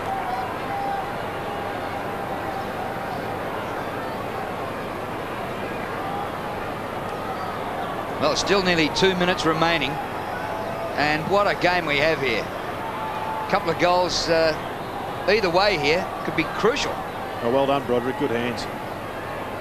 And Benny Gale isn't winning them as easily as he was earlier in the game. Randall Bone won an important one a while ago, and Graham has been jumping all over them the last 5 or 8 minutes. I think that Brendan Gale's leap has just deserted him. He'd be pretty tired. He's done a mammoth job for his club in this half, but he'll be looking forward to the breather. Let's just have a look at that little incident. Not much in it. Might get a stat for that one. See, Bone wins that one again. But once again, it goes to the opposition. Campbell finds James. Daffy. The Tigers get another couple before the break. They'll go off cock-a-hoop, and the mob will be right behind them. At the back, Hay.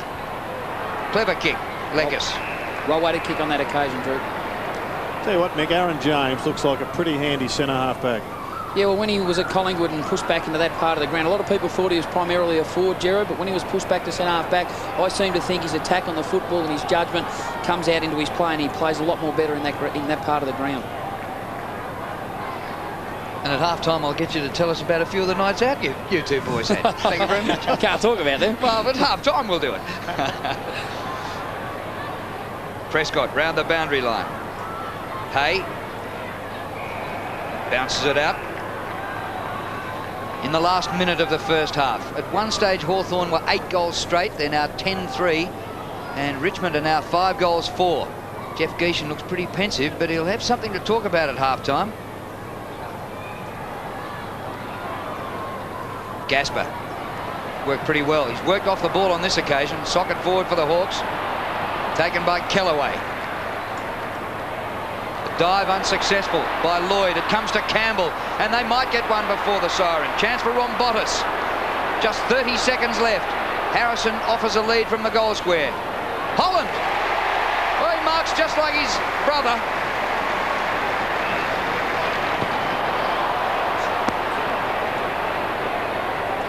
And Mick McGuan, if he does convert this, you can go back to Duncan Callaway in a one-on-one position across half-back. Yeah, against Brendan Cummell, and also when the ball went forward to the midfield part of the ground.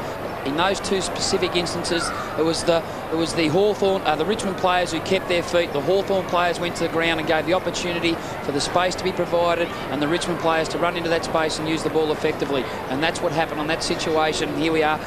Ben Holland has a chance to kick a goal for Richmond. Well, Ben Holland going for his third. If he gets it, he'll be ahead of his brother Nick at half-time. Who would have thought that after Nick kicked the first 2 goals of the game? And Holland's got it. Oh, that'll give the Tigers a lift at half-time.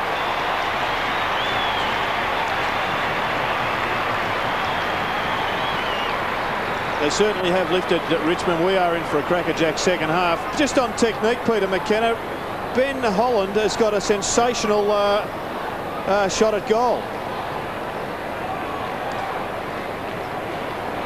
And we'll have a look at it without a contribution from the 1,000-goal kicker, or in fact he didn't quite get there, but a magnificent shot at goal there by Ben Holland. Margin back to just 23 points with only seconds left after this bounce. Great start by the Hawks. Good comeback by the Tigers. This game is on for young and old. And there's the siren for half-time.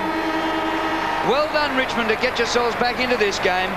And there's blues going on all over the place here, pushing and shoving. Tony Woods and Nick Daffy have been at it virtually for the whole half, and that included the quarter-time interval for those two. They don't seem to take much notice of the sirens, but there's a lot of feeling in the game, and I think that's demonstrated by the strength of the tackling of both sides. They really are attacking the ball very, very ferociously.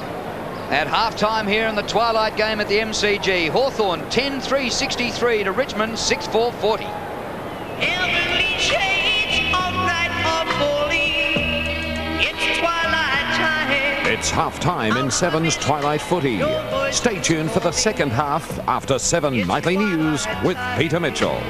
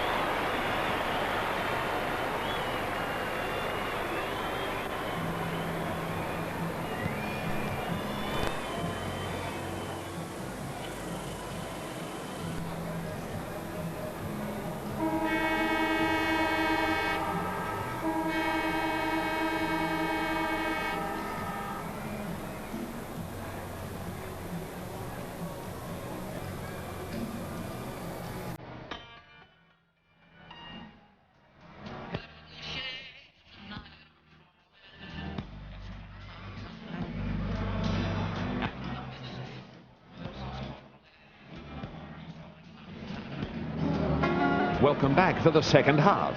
As Sevens Twilight footy continues, it's Richmond versus Hawthorn from the MCG.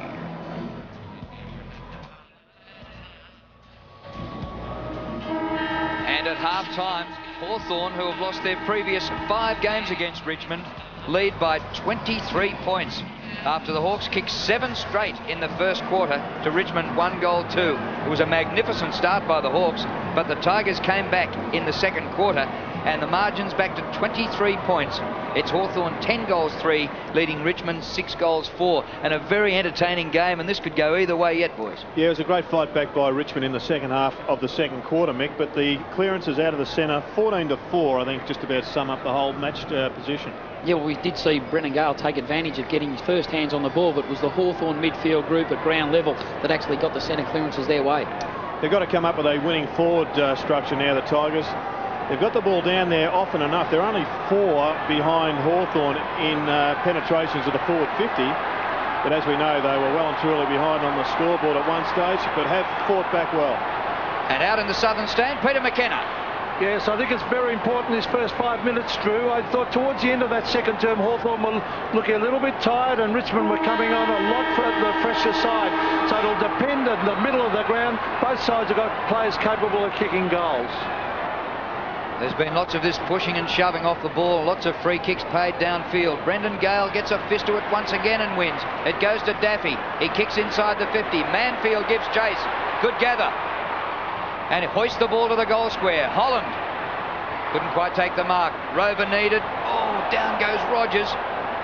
And McCabe gets the hand pass out. Hawthorn clear out of the 50. Richmond leading in the race for the ball. Harrison has played well on the forward line. A grubber kick. Oh, that tunnel. Pushing the back, so he gets a free kick. Nice little tunnel ball though. He didn't get pinged for it. No. There was a push in the back there, no doubt. So Johnny Rombotis, who used to play for the Lions and went over to Port Adelaide for a while, has got a touch for his new club. Wayne Campbell, best and fairest winner in '95 and again last year. Too far out to score. Right to the goal square. Needs a big mark from Holland. Oh, what about this? Gale, play on, no mark. Off the ground, Holland. Just the wrong side of the goalpost. What do you think, Mick? Yeah, I thought it was nearly a mark, Jared. I thought he had enough of it. What do you think, Johnny? We talked about this last week, and normally when a player takes a firm grab, as Holland does here, he takes a very firm grab. Gale. I reckon that's a mark to Gale. Well, Richmond fans not happy with that non-decision. At centre wing, Gasper gets the ball up to Broderick, whose hand pass went behind Rombotis. Moore does well. Feeds it back to Campbell. Through Gasper. Broderick. Good hands, Broderick. Prescott pressing forward. Miranda stays down. Holland is there. Miranda gives chase. Oh, good pickup. Gets around beautifully. What football! And a goal! Oh, just the wrong side of the post. Well, the crowd fooled me then. They all went up. Just have a look at the front of the square here. Mark Miranda just drops down. It wasn't even a little push. He should have been at the base of the pack rather than feigning for that free kick. Well, we don't know whether he did feign for the free kick, Jared, because we were behind it. He may well have actually been pushed to the ground rather than just faking it. He may have. We don't know. He may have done a lot of things. He dead set feigning for that free kick. Luke McCabe out of defence. Lloyd has looked good. The brother of Matthew Lloyd. Up to Trelevin and the Hawks with plenty of space down the southern stand side. Johnny Barker, ex-Brisbane Lions, centres the ball. Nest of players. Holland can't take the mark, but he's got the footy. Nick Holland threads out the hand pass. Taken by Prescott. He wish he'd never got it. And the umpire will ball it up.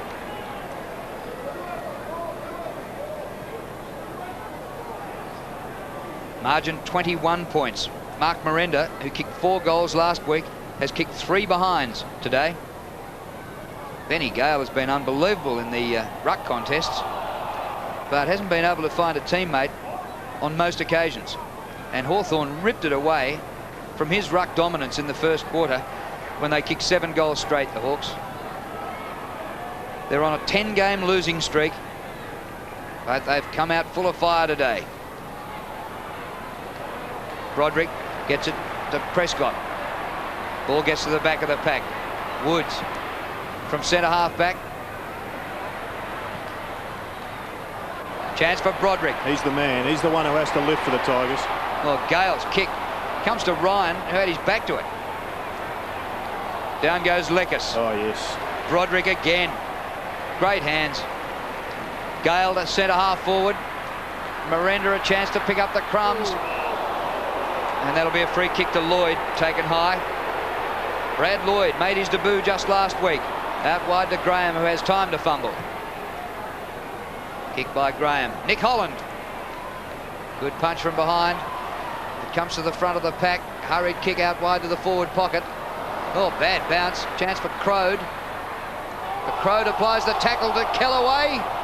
Play on, says the umpire, and this will be a ball up forward pocket. Well, it's pretty clear, Mick, that both sides are here for the 4 points in this second half. They've both gone in. They come out after half-time expecting to go on and win.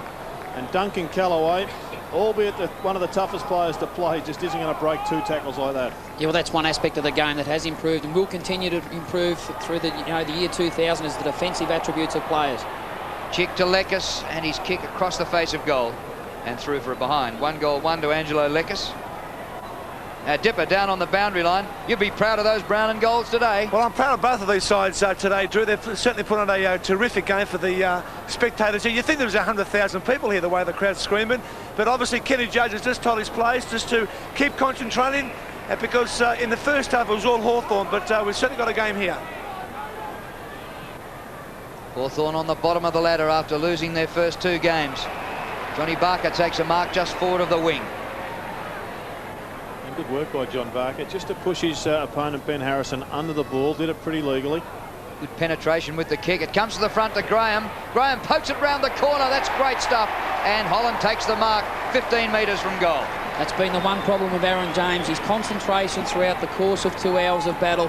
He seems to lose his direct opponent. It was on that occasion when Nick Holland actually got free from James. He slotted into the spot only 25 metres out from goal, floated into that area. That's when James has got to feel the body of his direct opponent and know exactly where he is. Ben Holland for Richmond's kick 3. Nick Holland for Hawthorn going for his 3rd. Well, he gave it a bit of a hook, but he was so close he could hardly miss.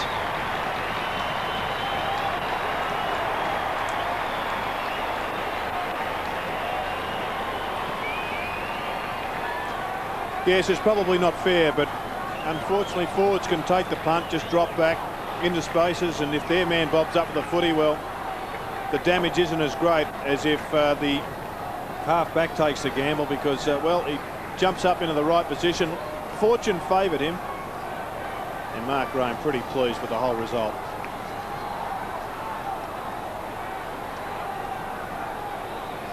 Clever kick there by Mark Graham, who's dominating. He's had 13 possessions. Dipper? Yeah, when you say a clever kick there, Nick Holland screamed for the ball. I can actually hear from the banjo line, so the voice is certainly up for Hawthorn. That's why Mark Graham could pick out his teammate. Here goes Mark Graham again to full forward. Crode got a fingernail to the ball. Tawney for Richmond. Through Ryan it goes. Kellaway. Behind halfback to the southern stand side of the ground. They've got choices out there. Prescott forward 25 metres with a hand pass. It sits for Benny Gale. Into the run of Moore. Great work by Richmond. Miranda couldn't take the mark. Outside the 50. Nick Daffy. Somehow gets the ball out. Campbell. Lekas, he was out, the ball was in. And Gasper takes the mark on his chest for Richmond. 70 plays 42. 13.5 minutes remaining in the 3rd quarter. Cloak of darkness hangs over the MCG. The light starting to take over. Richmond have it. Good hands by Moore. Aaron James thumps a long one to the goal square. Holland. Did he touch it? Yes, it's a behind. Well, I'm not sure what the percentages are of players trying to bomb drop punts from 60 metres out. There was a lead from Ben Holland, but in the end he had to go back and try and just compete with his man when the ball wasn't in his advantage. Holland was claiming the goal, but the umpires didn't disagree. Now here's older brother Nick Holland. Chick under pressure, couldn't take the mark. Lloyd moving well. Chick inside the 50. Dixon. Lekes is there. Couldn't grab it at one touch. Oh, Broderick with quick hands. Shane Crawford's been pretty quiet. He's got a cut to the chin and bandaging. That's a clever kick out wide to Holland. Now to the forward pocket. Graham. No mark. Play on. He's still got it. Well played. Pulled off his kick though. It sits for Kellaway. And now the Tigers working it out of defence. Aaron James, former Collingwood player, up to centre wing. Miranda, great mark in front of McCabe. It's a terrific grab, Jared, when he come and met the ball with flat out on as he did on that situation, Miranda, but able to keep his eyes and his judgment on the ball. But that's terrific hands in tight situations. Spot on, Mick, but he does look as if he's come up with a bit of a knee injury. And one of the other problems is that he's one of their key goal kickers, but he's getting his possessions up on the wing and too far away from goal. Yes, he is injured, so much so that he can't take this kick. He definitely planted his knee in the turf here at the MCG, and he might have just strained a ligament or... Miranda, top left of screen. He's gone. They were signalling, and he is going to be assisted off the ground. He's got a long way to go to the interchange bench. McCabe marks for Hawthorn on centre wing. And Miranda is being assisted right through this area near the man on the mark. McCabe's kick to the 50. Oh, crunch, down went Holland. And Nick Holland still down on one knee. He really felt that one. Free kick paid at the 50-metre line to Richmond. Let's just have another look at what happened to Mark Miranda. There's the grab, and then bang, he just dives into the grass, and it doesn't give away enough. And he's, well, you'd reckon, Mick, he may even have a bit of a strained ligament of some description. But I wonder why he didn't go down and try and get the stretcher. That's what I was just going to ask you, Jared. In a situation like that, thinking you might know how serious the problem is, a stretcher situation might have been the best thing to do. Harrison has been a good forward. Off to Rogers. Open goal square. Holland is there. Couldn't get across. And once again, the Tigers electing to bomb from outside of the 50. They've had a couple of other players inside. They're only 25, 30 metres out from goal that they could have short passed to. And I think they're pretty costly mistakes at the moment when the Tigers are so far behind on the board. Ashley Blurton comes back on the ground for the Tigers, replacing Matthew Manfield as Hawthorn work it out of defence. Jonathan Hay, as we see Miranda getting treatment to his right knee. Prescott punches from behind. Taylor buried in Harrison's tackle. Prescott followed up. Nichols, late inclusion in the side for Michael Gale. Comes off hands to Lawrence. Bangs it back to centre wing. Ben Moore is there. Loses it in the tackle. Oh. Umpire saying play on. It spills out. Crawford gets a tough one out to Harford. Chick tries to work it up the ground, out of bounds. John, there's an old cliche in football, umpires have put away the whistle. Does that ever happen? Well, it certainly looks as though they're letting the players sort it out today, but I mean, it's a subconscious thing. Here's Mark Miranda being hit again, or not being hit, but going down on that knee. So, and just the way he does it, there's a chance that he may well have done a posterior cruciate ligament, but we'll leave that to your expert opinion, Jared. Well, if it was the worst case scenario, probably 6 weeks, but it doesn't look good for the moment. Lloyd a hand pass. Crummell threads one through. Graham, an integral part of this Hawthorn side. Oh, here we go. But Trelevin lost the football. It goes to Broderick. Hand pass to Gasper. On the wide lead, Nick Daffy. Open forward line. Oh, shocking kick. Lekes gets across in front of Holland to take the mark. It's the advantage of, or disadvantage of not getting back off the mark, balancing yourself and giving yourself enough time to settle and deliver the ball in a proper manner. Daniel Harford. Hey, look at the game that Graham's playing. His kick inside the 50. Oh, beautiful mark by Kellaway. Victorian defender. You'd be proud of that, Jared. Oh, he's a champion player, this young bloke. But the Tigers almost paid for the turnover in the forward line because they had all their players running forward of the footy. The Hawks had plenty of men free, and unfortunate not to get a goal against. Campbell up to the 50. Poor old kick. I'm not sure how Hawthorn weren't able to trap that ball. Have to do all the work pretty hard now. Barker. Good vision. for 11. And the Tigers are missing Mark Miranda at the feet of Ben Holland. They've got no one down there really who's got the football smarts to drop into the hole, and they're almost one-dimensional at the moment, the Tigers. Maybe Trent Nichols should drop down there, or Nick Daffy. Lekas, 15 disposals. The ball out of bounds at half forward. Now let's have a look at a flashback. We go back to Jason Dunstall when he kicked 17 goals against Richmond in round 7, 1992. It's as close as he got to reaching the record of 18 kicked by Fred Fanning in 1947. Back live here in 1998, and James takes the mark in the defensive line for the Tigers. They can work it round the members' wing. We can only control the footy for so long. The Tigers have had it in their possession for about 6 or 7 minutes. They haven't been able to score goals. Hawthorn will probably get it, go bang on the scoreboard with a major. Richmond have managed just 4 behinds in this quarter, and Hawthorn have kicked 1 goal, 1. Campbell up towards half forward. Oh, almost Daffy. He's still got it. The whistle went. Oh. It was going to be a free to Daffy. And advantage was called. It was. Oh, beautiful kick. Holland takes the mark. Ben Holland right in front, and about 45 metres from goal. Absolutely crucial kick in the context of this game, Jared.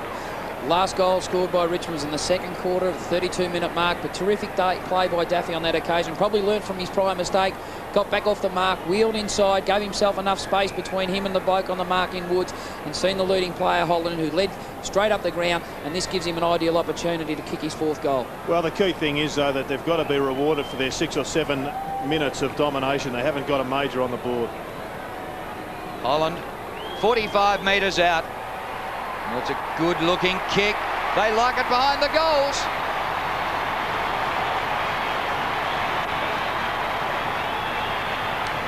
Ben Holland's kicked 4, and the Tigers still within touch, just 20 points behind. Well, Peter McKenna, I've seen a lot of young guys attack the football shooting for goal, but he has got one of the best techniques of kicking for the big sticks. And here we go. Look at the eyes. Look at the concentration. And also the spray, the saliva bursting out of the mouth. Well, Richmond, who've won their last 5 straight against Hawthorn, just 20 points down. Harford, who missed a lot of the pre-season with a hernia and then a groin injury. And he's come in, looks as though he might be a little bit underdone. Jonathan Hay at half-back for Hawthorn. McCabe over centre wing. Oh, magnificent by Blurton, who was in no position to take the mark and worked his way to the front. Managed just 10 games in 3 years with the West Coast Eagles. This is a terrific mark. Peter McKenna. It was right in front of me at this half-forward flank, and it was terrific concentration. There's a big pressure time for Hawthorn now, Drew. Hawthorn are not using the ball as well as they were earlier, and Richmond are bombarding that forward line, and the goals have to come. Ben Moore. Gale! Sensational mark by Benny Gale. And I reckon all the Tiger supporters in the crowd will be saying, take that one off him, umpire. I'm sure they were too, Jared. Well, what about the game that Benny Gale has played? That's his 6th mark. He's had 15 possessions. He's won the hit-outs 11-4. And what a mark. We thought he might have tied himself out with his performance in the first hour, but he's still going. While we're on Benny Gale's mark, in relation to that last one, the umpire actually signalled that it was touch, so it wasn't paid because, and a good stage there, looking for the 50 but not getting it. So it wasn't actually paid because Benny Gale didn't hold the ball for long enough. It was paid because the umpire felt that other players in the pack had the ball first. That was certainly confirmed not to be the case by the video. And Benny Gale's come down with, I hope it's just cramp. I think you're right, but I think he actually would like to see Paul Broderick, a left footer, also take a shot at goal. We'll see a sudden recovery. Smart play. Oh, Mick, smart play. Of course it is. He's a left footer on the right side of the ground. I'd do exactly the same situation. You umpires have got to wake up to that. Yeah, we've got to wake up to the fact you blokes cheat. That's what we're going to wake up to. Well, let's just wait and see, because he's actually saying that he's got a bit of a soreness in the hammy there, but I reckon he's going to make a miraculous recovery. Broderick, 35 metres out. Richmond within 14 points.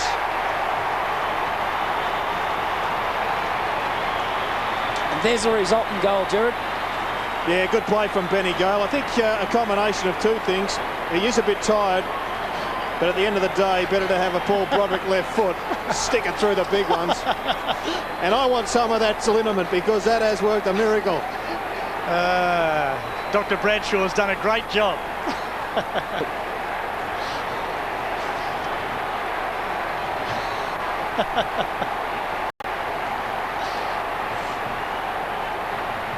Well, Brendan Gale's gone down to the goal square to play on Lawrence, but he seems to be moving okay, doesn't he, boys? Here's Ottens, the young former South Australian. But once again, a ruckman who wins the tap. So often it's gone to the opposition. Oh, one-hander taken by Chick.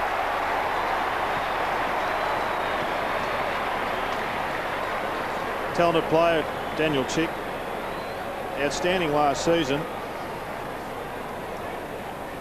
And once again, he just shows in a one-on-one battle with Damien Ryan that he's got lots of skill.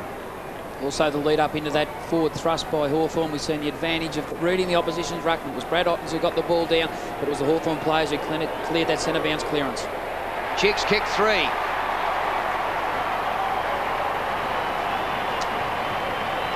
Just when the odds might have been swinging a little bit Richmond's way, when they got to within 14 points, Hawthorn answer.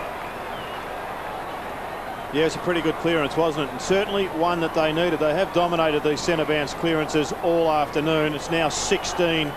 At half-time, it was 14-4. So even in this term, but that's what it's all about, getting the ball down quickly out of the centre. And if possible, if the fellow with the ball from the centre has got time, kick it to your advantage. Dipper, what do you know about Mark Merenda? Yeah, very disappointed, Jared, he is, because he's jarred his right knee there. Also, he's had an interrupted pre-season with a groin injury, so bad luck for Mark there.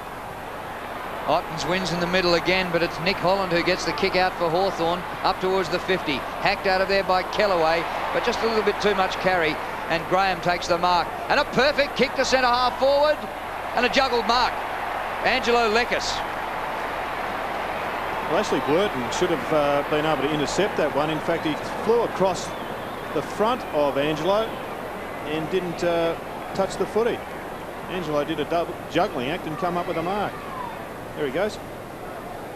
Well, Mark Graham, 7 marks and 17 disposals. Lekis from right in front on the 50. Has he kicked the distance? No. It's still there.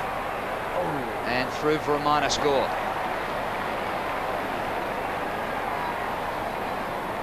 Great to see the attitude of this game hasn't gained. It's still ferocious, and it's one-on-ones all around the ground. You see the hunted versus the hunter, and it's for this occasion, it's Woods versus Daffy, Trelevin versus Broderick, Lekis versus Campbell for Hawthorn. Richmond have got Moore versus Taylor, Rogers versus Crawford, and Ron Vodis versus Harford. There's one-on-ones all around, and they're going to be crucial. Whoever wins those one-on-one situations around the ground, who's going to determine the winner of this game.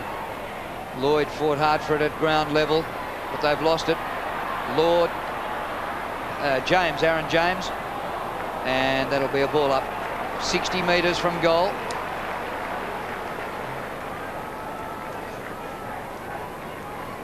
And Lloyd did cop one right on the snoz.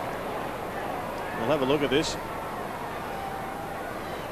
Overplayed the situation, I think, Jared. Players don't do that, do they, Mick? Well, you didn't, did you, Mick? Never. You can see all these matchups here that Mick McGuan was talking about. Aaron James wins the hit out, but Lekis sharks it for Hawthorn down towards the forward pocket. Chick pressured out of it by Ryan.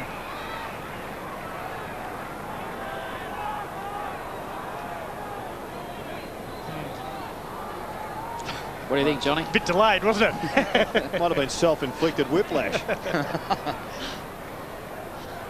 Kellaway gains a few metres along the boundary line. Merenda with his right knee taped. Wonder whether we'll see him back. There's some discussion going on. They look as though they're preparing him to come back. And once again, here he goes for this mark, and the knee just jammed in the turf. Didn't look good. Gaspar. Chick fighting hard, using his hip well. Campbell hands it across to a teammate, Broderick. Ball's out. Bones playing on. It wasn't out. Bone kept going and was touched. Geez, the whistle was in the mouth of the boundary umpire on a long occasion. It looked like a lot of players assumed that he was going to blow it, and he actually stopped the play. Yeah, well, obviously the ball has to be beyond the line for it to be out of bounds, but it was an interesting handball or handoff just before that incident, actually. Hurried kick by Campbell. Here's Randall Bone, palming the ball down to Crawford, and with good vision finds Harford. Just pokes it up high, no penetration in his kick. Holding paid, Drew. Free kick to Blurton. And take your hat off, Tiger supporters, to Paul Broderick, who was probably shaded in the first quarter, even in the second, but he's had 10 possessions in this third term, 9 handballs. They work it up towards half forward. Here's Harrison, who's been good up there. Across to Gasper. Puts on the gas and kicks to the right-hand side. Good awareness on that occasion by Ron Bottas. He tapped the ball free to Harrison, in the path of Harrison. He knew the overlap was coming from Gasper. It was just unfortunate that the conversion wasn't there on that occasion by Gasper. Here's Graham. Up to Aaron Lord. His kick over the wing. Well, he was looking for Lloyd, but didn't really direct the kick, and the mark taken by John Rombotis. It's amazing when fatigue sets in, Drew, Jared. The carry of the ball doesn't go those actual distances you assume your teammate's going to kick the ball. You've got to play in front, don't you, Mick? And the Tigers have just kicked 2 goals this quarter, but they've had enough possession of the footy in and around their forward line to have kicked minimum 6. We're in the last 2 minutes of the third quarter, and Hawthorn lead by 21 points. Dipper? We know how important Mark Miranda is to this side. They're trying everything to get him back on the ground. Ball cleared out of defence. The line will do Hawthorn. Well, they've kept it in. So they've kept it alive. McCabe caught high. Oh, and got a little bit 2 for the price of 1 there. Would you reverse that one, John? No, I think Matty Norton's just telling the players to settle down, just making it obvious that he wants to be the bloke in control. I mean, a clear free kick. Yep. And then it was the sling that was reacted to, obviously. We don't really see it clearly there, but there was actually firmer contact after the free kick was originally paid. John Rombotis there. Here's Lekas. Around the corner he goes. Graham got there a bit late. Mark taken by Ottens. You there, Dipper? We'll go down to Dipper shortly. Yes, Jared? I'm just wondering, with the Mark Arenda situation, any chance of them putting the same liniment on his knee that they put onto Brendan Gale's hamstring? Spot on. It's an old trick, that one. That's that sling that he was very, very upset about. Well, here's Nick Holland for Hawthorn, and he gets rid of his younger brother. Nick's drifted back into defence, and here are the 2 Holland boys, and there's Daniel Harford not looking too good. I'd say he'd have to have come into this game less than 100%, well underdone. Barker to half forward.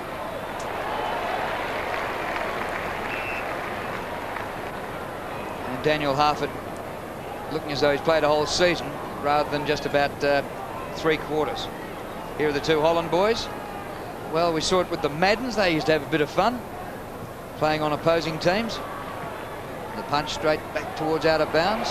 Off to 11. In fact, he's kicked it out of bounds on the full, and he's been free kicked. Richmond free kick back at left half back to be taken by Broderick. 21 points the difference. Hawthorn in front. They've led all day after a blistering first quarter. It's so important, Drew, in this situation, when it's in this part of the game. What Richmond players are doing now, they're bombing the ball to their forward 50, but what they've really got to do is stabilise the situation, because Hawthorn have got 2 players pushing back, Harford and also Nick Holland. They've got to utilise break-up play through the midfield and try to get access of players running into free space. Well, Richmond won the quarter by 2 points. Hawthorn led at half-time by 23, and they lead now by just 21 points. At three-quarter time, it's 12-6-78 to 8-9-57.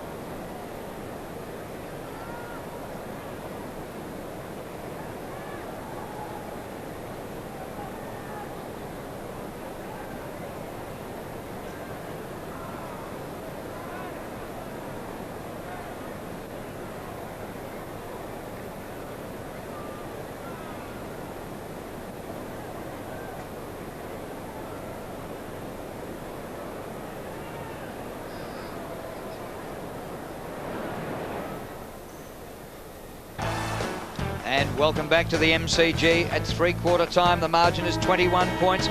Richmond have been pegging them back all day since the Hawks led by over 40 points early in the game. They kicked 7 straight in the first quarter. Once again, Jason Dunstall, who's missing today, the skipper, he's missed the last 2 weeks, has addressed the Hawthorn players at three-quarter time. They've set this up. They don't want to blow it in the last quarter. And Jason Dunstall is a special guest talking footy on Monday night. Special early time, 9:45 in Melbourne. A little bit later in Adelaide and Perth at 11:45, but still a great time. 4 to midnight in Sydney and Brisbane. Jason Dunstall will be on the couch with the boys on Monday night. Well, it was fantastic the way Richmond got a lot more of the ball, but they really only outscored them by 2 points. Can Hawthorn hang on? Well, I think they can, Drew. I think they've been the playmakers from the outset of the game. And it's been the influence of Nick Holland. Knew when the percentage time to drift forward, and I think he's kicked 3 goals at this stage of the game. And I wouldn't be surprised at all if we see him play primarily in the key centre forward position. Thanks, Mick. And Peter McKenna's out there in the southern stand. How are you enjoying it out there, Pete? Oh, terrific. I'm enjoying the game. Drew, it's been a fantastic pressure type of game. And as Gerard and Mick were saying during that quarter, I just think that Richmond had plenty of the ball. They threw everything at the Hawks, but they were bombing it long down the forward line. The one time they directed it long and low, Holland let out and kicked a very, very good goal. I think that Hawthorn steadied towards the end of that quarter, and I thought both sides looked very, very tired. So it's going to be a war of attrition in this last term. Interesting to see Mark Miranda just having a couple of kicks on the sidelines. So perhaps he will reappear, but I tell you what, Drew, they dominated that quarter so much, Richmond, without reward, that you reckon that they've probably spent their petrol tickets, and it wouldn't surprise to see Hawthorn get the first couple and go away and have a pretty big win. Shane Crawford after a nick to the chin earlier in the game. Interesting bandage.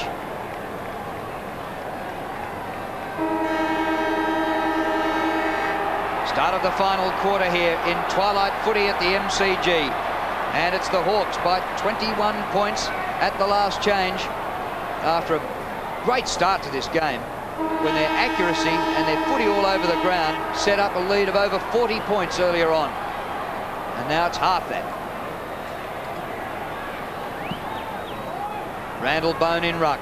But Benny Gale's beaten all comers in the ruck today. Missed him. Gasper gets the hand pass out. Held. And a free kick on the 50 to Harrison. There's already an interesting mismatch, I suppose you'd call it, across half forward for the Tigers. Gasper's pushed forward across the half forward, and his direct opponent at this stage of the game is Daniel Harford. So Ben Harrison, who kicked a goal in the second quarter. And last year, a couple of times, he had bags of 4 goals late in the season. He was drafted as a defender. A goal here would be more than handy. 51 metres out. He's kicked it a mile, but just offline. 20 points the margin. Daniel Harford playing his first game for the season after hernia and groin problems. Out to Hay. Harrison got back there to make a contest of it. Well done, son. Campbell, great vision into Gale. Gale thumps it to centre half forward. Big chance, Ottens. Brad Ottens, playing in just his 3rd game. An 18-year-old who was taken number 2 in the October draft last year. And he can get the Tigers within 14 points. What a terrific jump and mark. The ball was kicked long into that part of the ground by Benny Gale, who's actually cramped again in this early part of the last quarter. But it's amazing when you see height in front of goal becomes a critical factor late in the game. You never lose your height, and when you get the ball up in that part of the ground, it's amazing how the aerial skills do take over from the tall players. Last week he was great early against Geelong and faded. Today, started on the bench, and he might be crucial late. Ottens, 47 metres. Touched off the mark. Off the boot. Touched it, won't be a goal. Oh.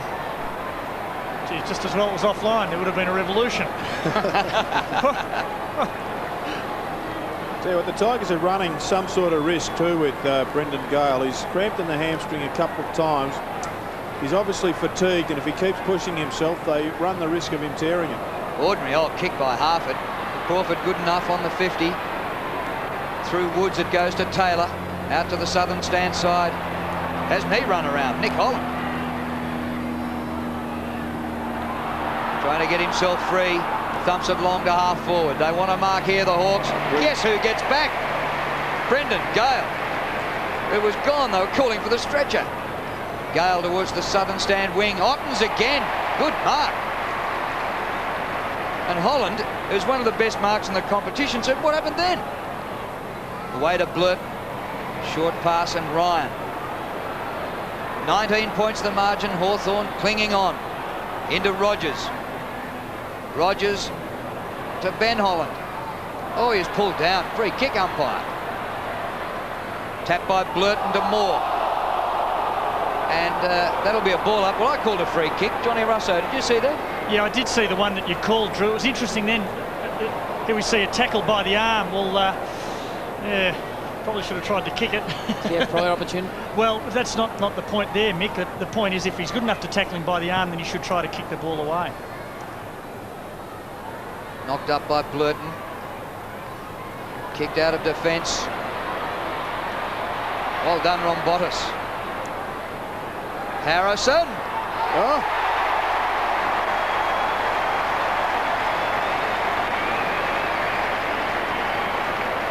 Well, I can't quite work out who the hero is going to be, but Harrison's putting his hand up. Still a long way to go on the scoreboard. 19 points behind are the Tigers. They've just absolutely dominated this second half to date. A lot of footy to go, but you've got to kick goals to win. Well, Benny Gale's optimistic. He's back at the centre, ready for the centre bounce. Has he moved from there since the last one? Yeah, he took a great mark. He's cramping up as a result of kilometres. This is close. Goal. Harrison's kicked his second, and the margin is, would you believe it, 13. Yeah, there's not much in this game now, Drew, and one thing that you must ask yourself, will Hawthorn's old habits die hard? When you haven't won for 10 weeks, it's amazing that old inkling feeling starts to come back into the personnel who are out there. Have we got enough substance to stand over this challenge from Richmond? And what they really have to do now is stabilise the situation and really steady the ship. Well, are the Hawks stopping? They haven't scored in this last quarter. Richmond have kicked 1 goal too. And in this game last year, Richmond kicked 10 goals in the last quarter, and that started Hawthorn's 10 losses in a row. Crawford. Oh, Gale has done it again. Well, I don't know whether that was special liniment, because he's certainly covered a lot of ground today, Benny Gale. It's been fantastic. I suppose if I was Ken Judge at this point in time, Gerard, I'd nearly push the opposition direct ruckman to get back onto Benny Gale. James to the 50. Moore, number 28, gets free, puts it wide for Gasper. Gasper for goal, has kicked it. Oh, the Tigers look irresistible.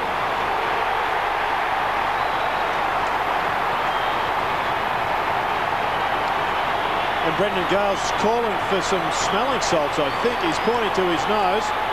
Maybe it's his eye contact lens. Dipper, can you see what Benny Gale's problem is? Spot on, Gerard. It's his eye contact lens. He's asking for some new ones, and he's desperate to get back out there. As you can see him working on his lenses now. Well, mate, he hasn't done badly for a blind man. 8 marks, 18 possessions, 12 hitouts. And he's had crap all day too. He's a freak. This could be a critical period of the game, all the same. Richmond 7 points behind. And it was Bullis who went into the middle to win it. Brendan Gale getting treatment. Gasper, who kicked the last goal. Hawthorn, well, this is really... It's like the stall gift without marker and a back marker, and the back marker's flying home. Lawrence, no distance in the kick. Gasper underneath it. Oh, the mark not completed, said the umpire. Play on. Gasper the hand pass out. Campbell to Tawney. Standing start to the goal square. Holland is there. Punch away from him. And the ball out of bounds in the pocket. Well, Drew, at my end of the queue, Mickey McGuan's riding every handball, riding every kick. He's giving every action that the players go through. Bit excited, mate. Yeah, I feel like I'm out there still, mate. The two Holland brothers contest the boundary throw in, and the youngster wins and kicks behind. Ooh, if that had gone through the major sticks, I tell you what, it would have been hell for all at Christmas dinner for the next 10 years. And Benny Gale's about to come back on, Drew. Yep. Ben Holland has kicked 4 goals, 2, and older brother Nick has kicked 3-1 for the Hawks. The margin now is 1 straight kick, 78-72, with 14 minutes remaining. This is where it's so important for Richmond's own players to push over to the predictable contest out here on the outer wing. Kick by Jonathan Hay into a big pack, and it's fade-outs late in a game, which have been expensive for the Hawks in this 10-game losing streak. And you wondered whether they could ever be run down from a lead of over 40 points, but it's certainly a possibility now. Gaspar. For 11 for Hawthorn. Tassie Nichols right near the boundary line. Dipper, we haven't seen John Hassel. I wonder if it's time for some fresh legs for Hawthorn. Oh, yeah. He's played on outside the what's boundary happened line. is the field umpire's called play on, and the boundary umpire's blown the ball out of bounds, so not very happy at all. That was interesting. Nichols was just about to be interchanged by Gale, and he found himself taking a mark just inside the line. James caught in a good tackle. Ball still in. Tawney. Umpire saying play on, and eventually now it's out of bounds. Yeah, Jared, you called me there before? Yeah, John Hassel hasn't had a run today. Fresh legs. I wonder if it wouldn't be appropriate. Yeah, we know John Hassel can run, and maybe that's what the Hawks need at the moment. Here's Gale. We'll give him another possession out of there. Not a possession, but a contested ruck contest. For 11 for Hawthorn. Punched into the path of Tawney. Floats a hand pass to James. Back to Tawney. They're at half-back Richmond, trailing by 6 points. Centre wing. Oh, well done, Harrison. I'd like you on the forward line. To Rogers. With penetration. Gaspar is there. No mark. Hay, number 3. Towards a vacant southern stand side of the ground. Aaron Lord with Prescott. Push. In the back. Yes, push in the back. Hawthorn free kick. In a situation like that, Jared, you've got to have your control and give away undisciplined free kicks. When the game's in the balance, you've really got to take it upon yourself. Yeah, that's what happens when the umpire guesses. I mean, Ashley Prescott was actually taken to the ground then, rather than pushing his opponent to the ground. And the ball out of bounds. Could be a little bit of cramp there for Ben Moore. So we'll go to a flashback. And in previous matches between Hawthorn and Richmond, the last time they played, round 15, 1997, and Richmond had their 3rd biggest ever win against the Hawks. They kicked 10-5 in the last quarter. Finished all over the Hawks. Well, will they do it again today? Ball out of bounds again. Don't know that they'll kick 10 goals, but they might need to kick 10 to win the game. Dipper. And Johnny Hassel's about to come on now, Jared. He's like a caged tiger, just dying to get on the ground here.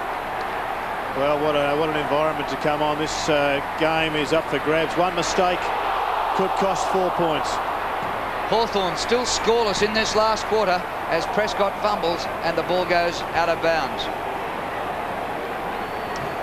Well, they've just got to find a player that can spear a ball in towards Trent Crowe, because he hasn't been utilised much in this second half. We know that their last score was 23-minute mark of the 3rd term, but he's a player that can finish for them. Tawney goes to ground in a good tackle.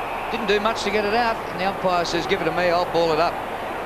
In this situation, Drew, it's so important for Richmond personnel around the ball up to get away from the contest, give the blokes involved directly some time and space so they might be able to make something out of nothing. Get away the congestion. Wayne Campbell pushing Aaron James into defence. You can follow games on the website, and this one's right to the line, and it hit the post. Well, that's Hawthorn's first score in this last quarter, and it's taken them 12 minutes. It came off Angelo Lekis. And who knows, any point could be vital. Richmond have kicked 2 goals in this last term. Gale again. Fires out the hand pass to Campbell. Goes to ground, back to Gale. He has played some game. Brother Michael was a last-minute withdrawal, but Benny has stood up. Broderick, centre wing for the Tigers. Open forward line. Broderick off the left. peeling up from defence is Prescott. He can go all the way, Ashley Prescott, and get them to within a point. He steadies, hoists it high. Ottens is in the goal square, and Harrison, and Holland. Holland is goal.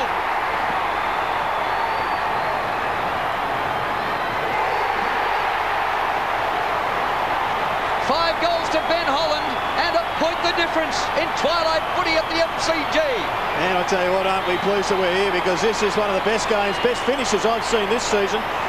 Great work, Mick McGuan, by Ben Holland, who actually charged up the middle of the ground to supply the first lead, let Brett Ottens run out in the goal square, and then does the work of a rover, coming back and converting off the ground a la Kevin Bartlett of years gone by.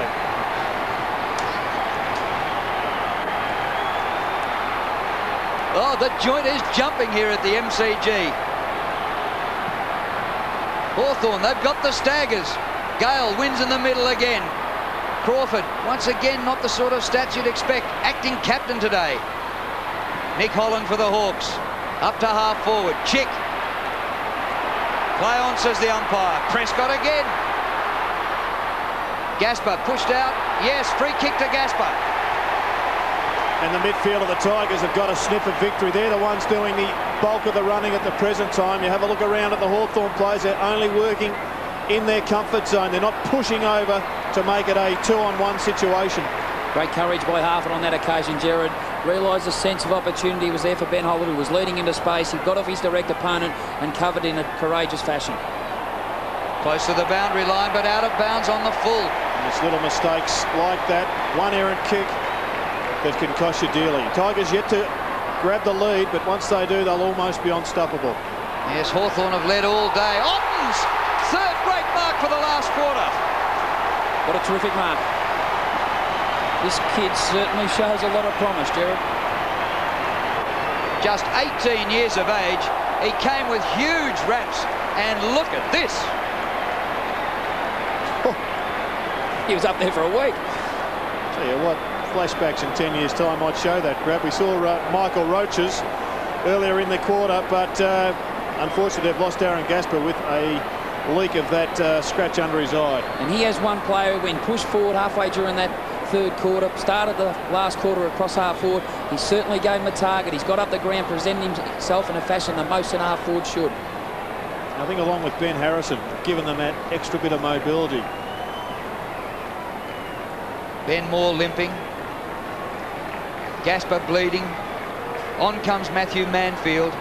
And look at the pressure on this kid to put the Tigers in front for the first time with a shot for goal from about, man on the mark's 35 metres. Benny Gale's just told him to go down with cramp, I think. Isn't that great to see an experienced campaigner in a situation like this? Benny Gale's been in this situation for Hawthorn time and time again, in tight situations. Just suck it in, feel the atmosphere, go back and normally go through your normal routine, and we'll see how Otten goes.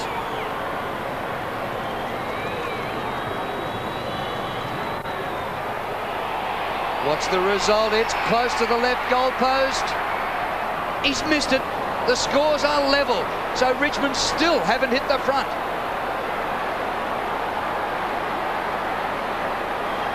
These two teams have never played a draw in 129 games, and it's all tied up with 8 3/4 minutes left. Look at the anguish on the face of the youngster. That's Crummell, who looks like a mummy. Up to centre wing. Holland knocked on by Crawford, and the ball out of bounds down towards half forward for Hawthorn.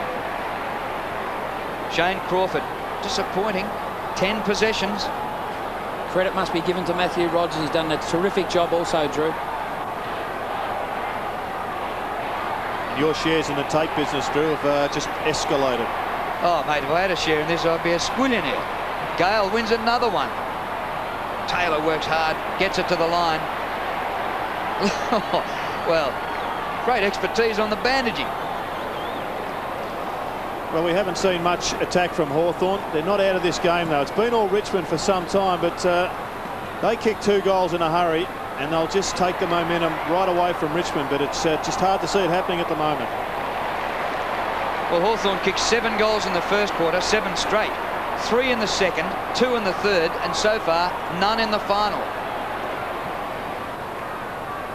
Up to half forward, Harrison gets to the back. Blurton close to the boundary line. Back he comes, Prescott. Rogers. Holland is there with Lawrence. Lawrence punches. Overrun by Blurt. There's Chapman, number 1, just on the ground for the Hawks. Crawford again. Slaps a hand pass down the boundary line. Harrison for Richmond. Concedes some ground. Prescott, been important in the last quarter. Centering kick. Oh, Graham didn't go hard enough at it. Nick. Well, fortunate free kick here to the Hawks. And it's quickly taken by Dixon. Wide he comes to Leckis. Crawford's run pretty well. And the hand pass popped over the top to Shane Crawford. And that is captaincy stuff. Crawford's kick towards centre half forward. Holland is there. Comes to the front. Hawthorn need a rover. Oh, the hand pass by Chapman was blocked. Holland working hard. Chapman again. Let's draw our breath. Scores level, 79 each, 7 minutes left. That hand pass you called that was blocked by Darren Gaspar, Drew, and it was just very, very sensational. And the crowd today, 39,954, the second biggest crowd in their last 6 meetings. So I think that's a ringing approval of twilight football. And right in front, here's a mark to Crummell. Can Crummell kick the Hawks' only goal of the last quarter, give them some breathing space, and perhaps set up a victory? Well, Brad Elton's had a chance at the other end of the ground. This is a similar chance, about the same level of difficulty. In fact, not difficult at all, except for what rides on it. And pressure, Mick, is what makes these shots pretty tough indeed. Yeah, here's a beautiful kick for goal, though, all the same, Jared. And he's kicked it.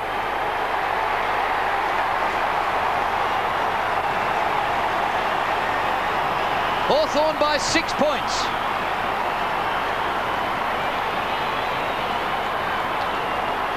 That's what you have to do in a situation like that when you know you've got the ability to kick the ball truly and straight. You have to just go back, go through your routine, relax, and back yourself in situations like that. And Crummell was a beautiful kick in general play, but more importantly, a set shot, and he took it upon himself to say, well, I'm going to take this game by the throat. I'm going to kick this goal and get the Hawks back in front. Great goal.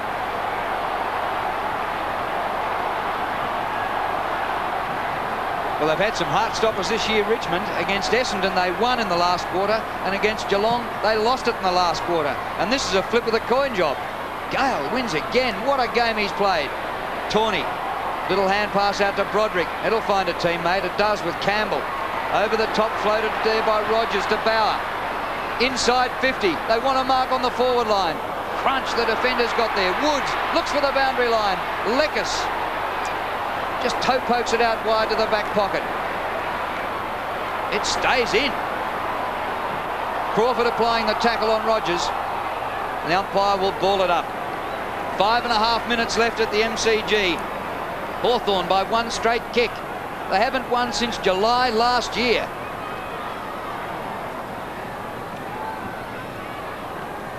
And Nick Holland's free in the centre part of the ground.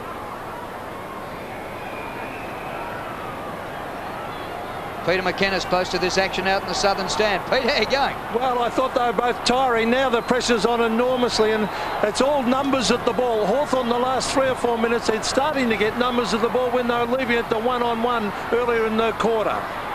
Crummell gets it. Harford under pressure to get it out. He can't. That'll be a ball up. Gee, Ottens has done some things in the last quarter. Well, they moved heaven and earth to get him. They traded a lot of players. And from what we've seen in this opening few games this season, it's been well and truly worth it. There he goes again. Down to Broderick. And Nick Holland's actually gone to the true centre half forward position, but it's cat and mouse tactics, knowing his direct opponent's Brendan Gale. And we're just showing the initiative used by Brendan Gale. He's pushed forward into the forward part of the ground for Richmond, and now Nick Holland is the defensive player. Ottens again. Oh, Broderick gets the hand pass to Campbell. Campbell's shot is a goal, I think.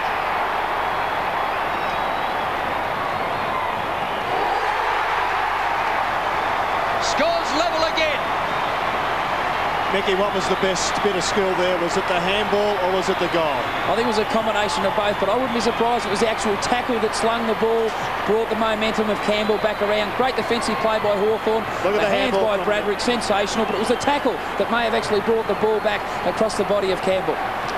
Well, I reckon Wayne Campbell felt the tackle and he pulled the kick around. At least that's his story and he's sticking to it. Scores level twice in this last quarter, but Richmond have never led all day. Benny Gale wins his 1 millionth hit out. Crawford for Hawthorn. Oh, it's still there for the Tigers. Manfield. Harrison within goal-scoring distance, although he's wide out. And how often do we see this, Gerard, when the momentum goes with one particular side? All you have to do in those tight pressure situations when the ball's in close is get the ball forward.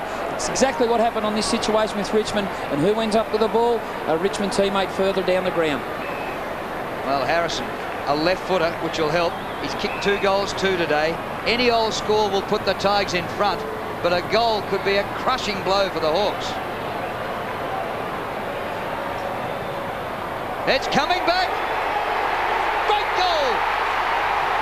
Richmond in front for the first time.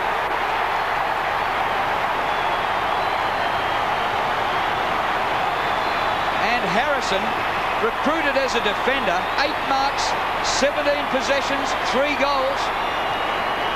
And he's also had a great start to this season. He was outstanding in the first game this year against Essendon when he was involved in a big victory for the Tigers. And since half-time today, he's been one of the finest wearing the yellow and black. You might hear that shortly.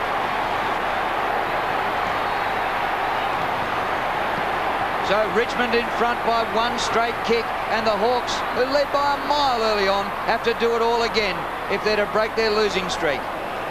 Just 3.5 minutes left. How cruel this would be for the Hawks. Now to Dipper. Yeah, Ben Dixon for the Hawthorn side has come off the ground with a sprained ankle. So that's bad news for the young fella. Already off the bench here, both sides have made over 42 changes. Daniel Harford has come onto the ground for Hawthorn, so he's probably just got a little bit left to give, and they need it right now. Kick smothered across the ground. Into open territory. Wayne Campbell, the best and fairest, gives chase. While you're in front, that is a terrific kick. That's the beauty of experience, Drew. Knowing that he was under pressure, he couldn't really set something up. He's seen the boundary was his best friend, and he kicked the ball across accordingly.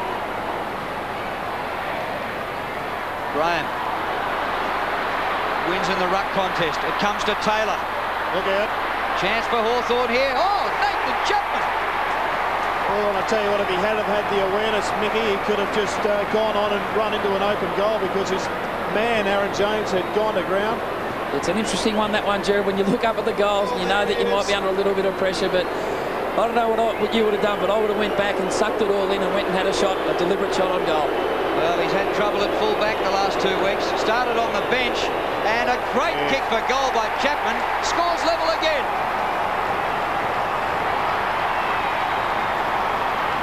What a game. They don't come any better than this one. No, you're dead right, John. This has been an absolute clinker. Crackerjack game here in Twilight Footy. And, well, Mickey, obviously was what you're thinking, because he's obviously a very good shot at goal, a very good kick, Nathan Chapman. And they're the sorts of things that make you feel part of your new club. Yeah, for sure. When you can rise to an occasion and kick a pressure goal to give your side an opportunity to get back into the contest, he's loving it. His expression shows it, and it's great to see. Nathan Bowers pinched a free kick in the centre square. Gee, just as we were watching the replay, centre square infringement. Bauer for Richmond takes the free to the 50. And a mark here to Harrison.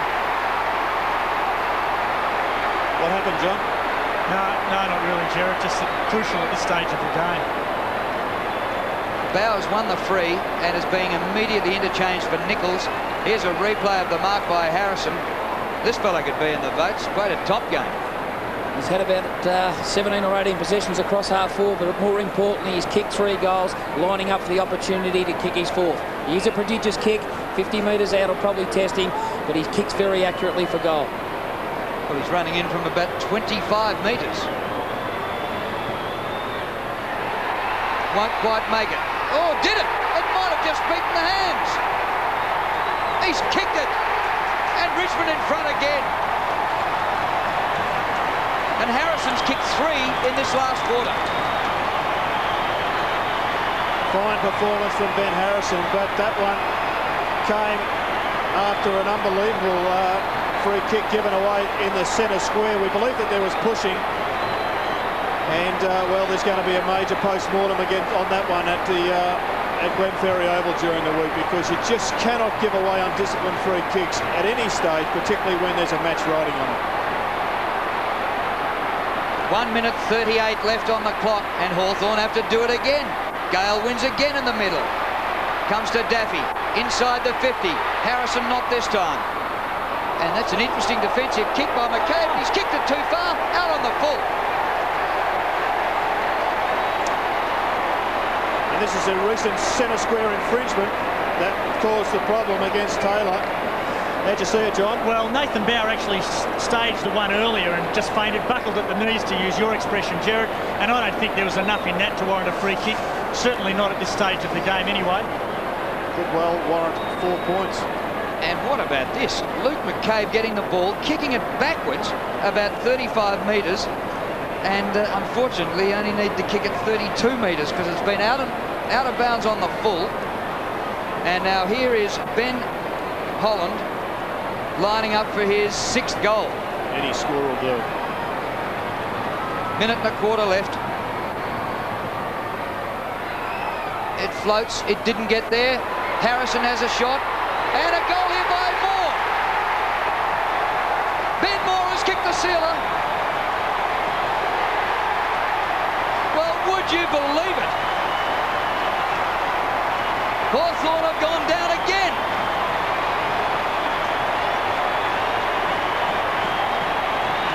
Well, they dominated the third quarter, Richmond, without reward on the scoreboard.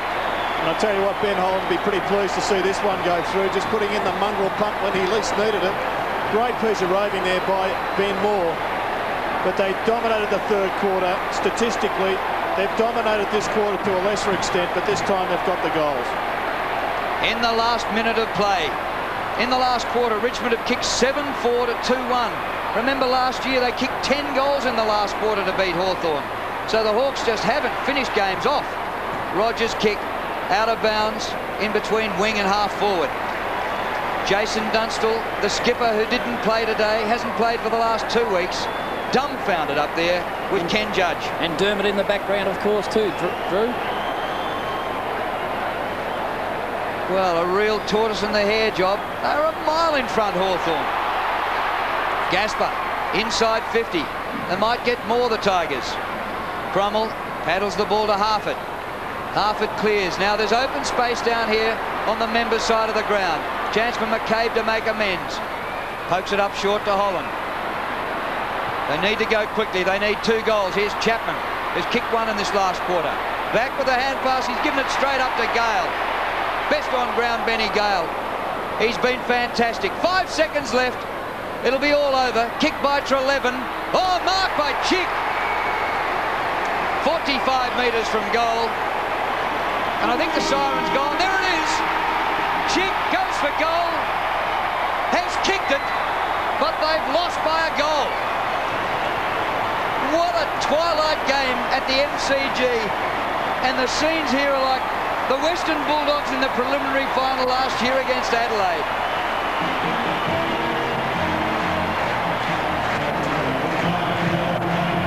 Now Dipper's down on the ground with Benny Gale. Yes, Drew, well, best man on the ground, I think, is Benny Gale. Benny, you've been involved in football a long time. What a great comeback by the Tigers. I thought it was great. Our few of our second string players responded. Big Dutchy Holland up forward presented strong today, and all the young guys showed a lot of character today and got us out of a pretty difficult situation. You look pretty bugger because you've been everywhere today, up forward, everywhere. They're probably a bit light on and big men, so with Salmon out, so have to really exploit that, I guess.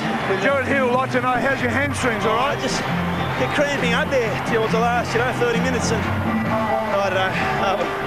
Terrific win, mate, terrific win. Go enjoy the ball. Good on you, Dipper. Benny Gale, 24 possessions, 8 marks and 17 hit-outs, and the Tigers have won by 1 straight kick, 15-13 to 15-7.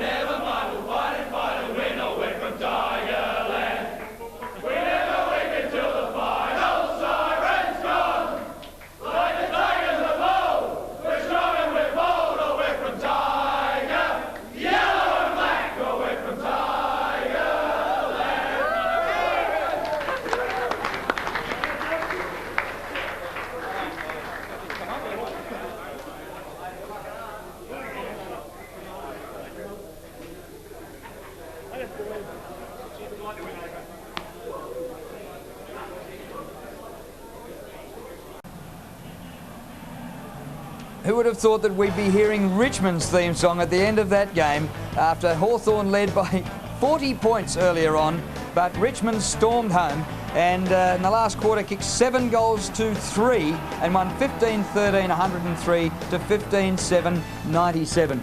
Mick McGuan, that'd be an absolute heartbreak for the Hawks. Yeah, unbelievable. They set the tone of the match. I thought they tried to impose their wills, but it was just unbelievable how they persisted, the Tigers, and eventually they got out on top. A great effort overall. Must be a worry that they don't finish games off. What about Luke McCabe's backward kick in the last quarter? It wasn't just a toe poke, he's roofed it over the boundary line, going backwards. Well, that is pressure, but you have a look at the kick here also. Holland kicked it to the front of the square. Unfortunately, it fell in the lap of Benny Moore, who kicked a left foot shot at goal. It just goes to show how luck's of fortune when your momentum's going your way. And that was the winner. And look at Benny Gale. We thought he was gone before half time, but he kept on coming, and what a game he played. Exhausted at full time he was. But it was a terrific effort by Brendan Gale. All day he sort of was the impetus of getting first access to the ball for the Tigers, and eventually drifted back across half-back, took valuable marks, and he was the impetus behind the side, the reason why Richmond got back in this contest. And Richmond without Richardson, Knights, Charles, Bowden, Burke, Powell, Michael Gale and Turner, that's a good performance. Yeah, well, they certainly faced adversity going into this game, but as we see here, the Player of the Year award for votes here casted by Gerard Healy gives three to Brendan Gale. A great effort, as we spoke about. Also into the centre, Paul Broderick, his third quarter probably got him back into the game, but the efforts of Harrison up forward, I think he finished with 4 or 5 goals throughout the course of the day. He was the reason why they finished on top. Well, we're going to catch our breath again here. I still can't quite believe it, but Richmond got home by 6 points, and we'll be back at the MCG after a short break.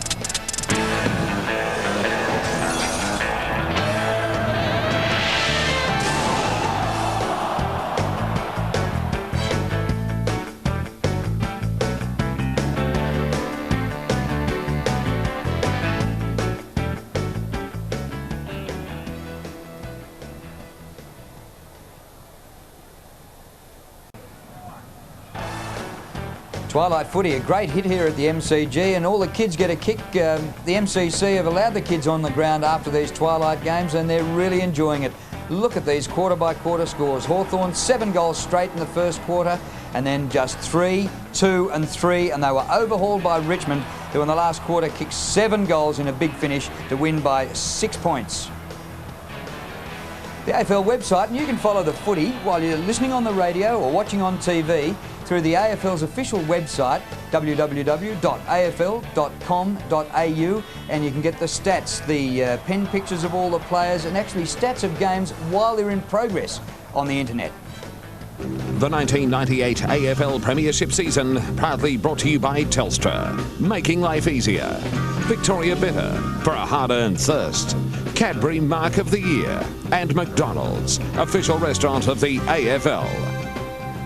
Talking footy on Monday night, we're going to make Jason Dunstall earn his money, because he's going to have to talk about Hawthorn, who have now lost 11 in a row, and however did they lose this game? At 10:15 in Melbourne and 11:15 for viewers in Adelaide. Talking footy. Now the ladder, and the Bulldogs won today over Collingwood, and they're unbeaten after 3 games, top of the ladder, but Sydney still with a game in hand. And Richmond have got zoomed up there with a percentage of 100.4 with 2 wins from their 3 games. And look at the Hawks down at the bottom with 3 straight losses.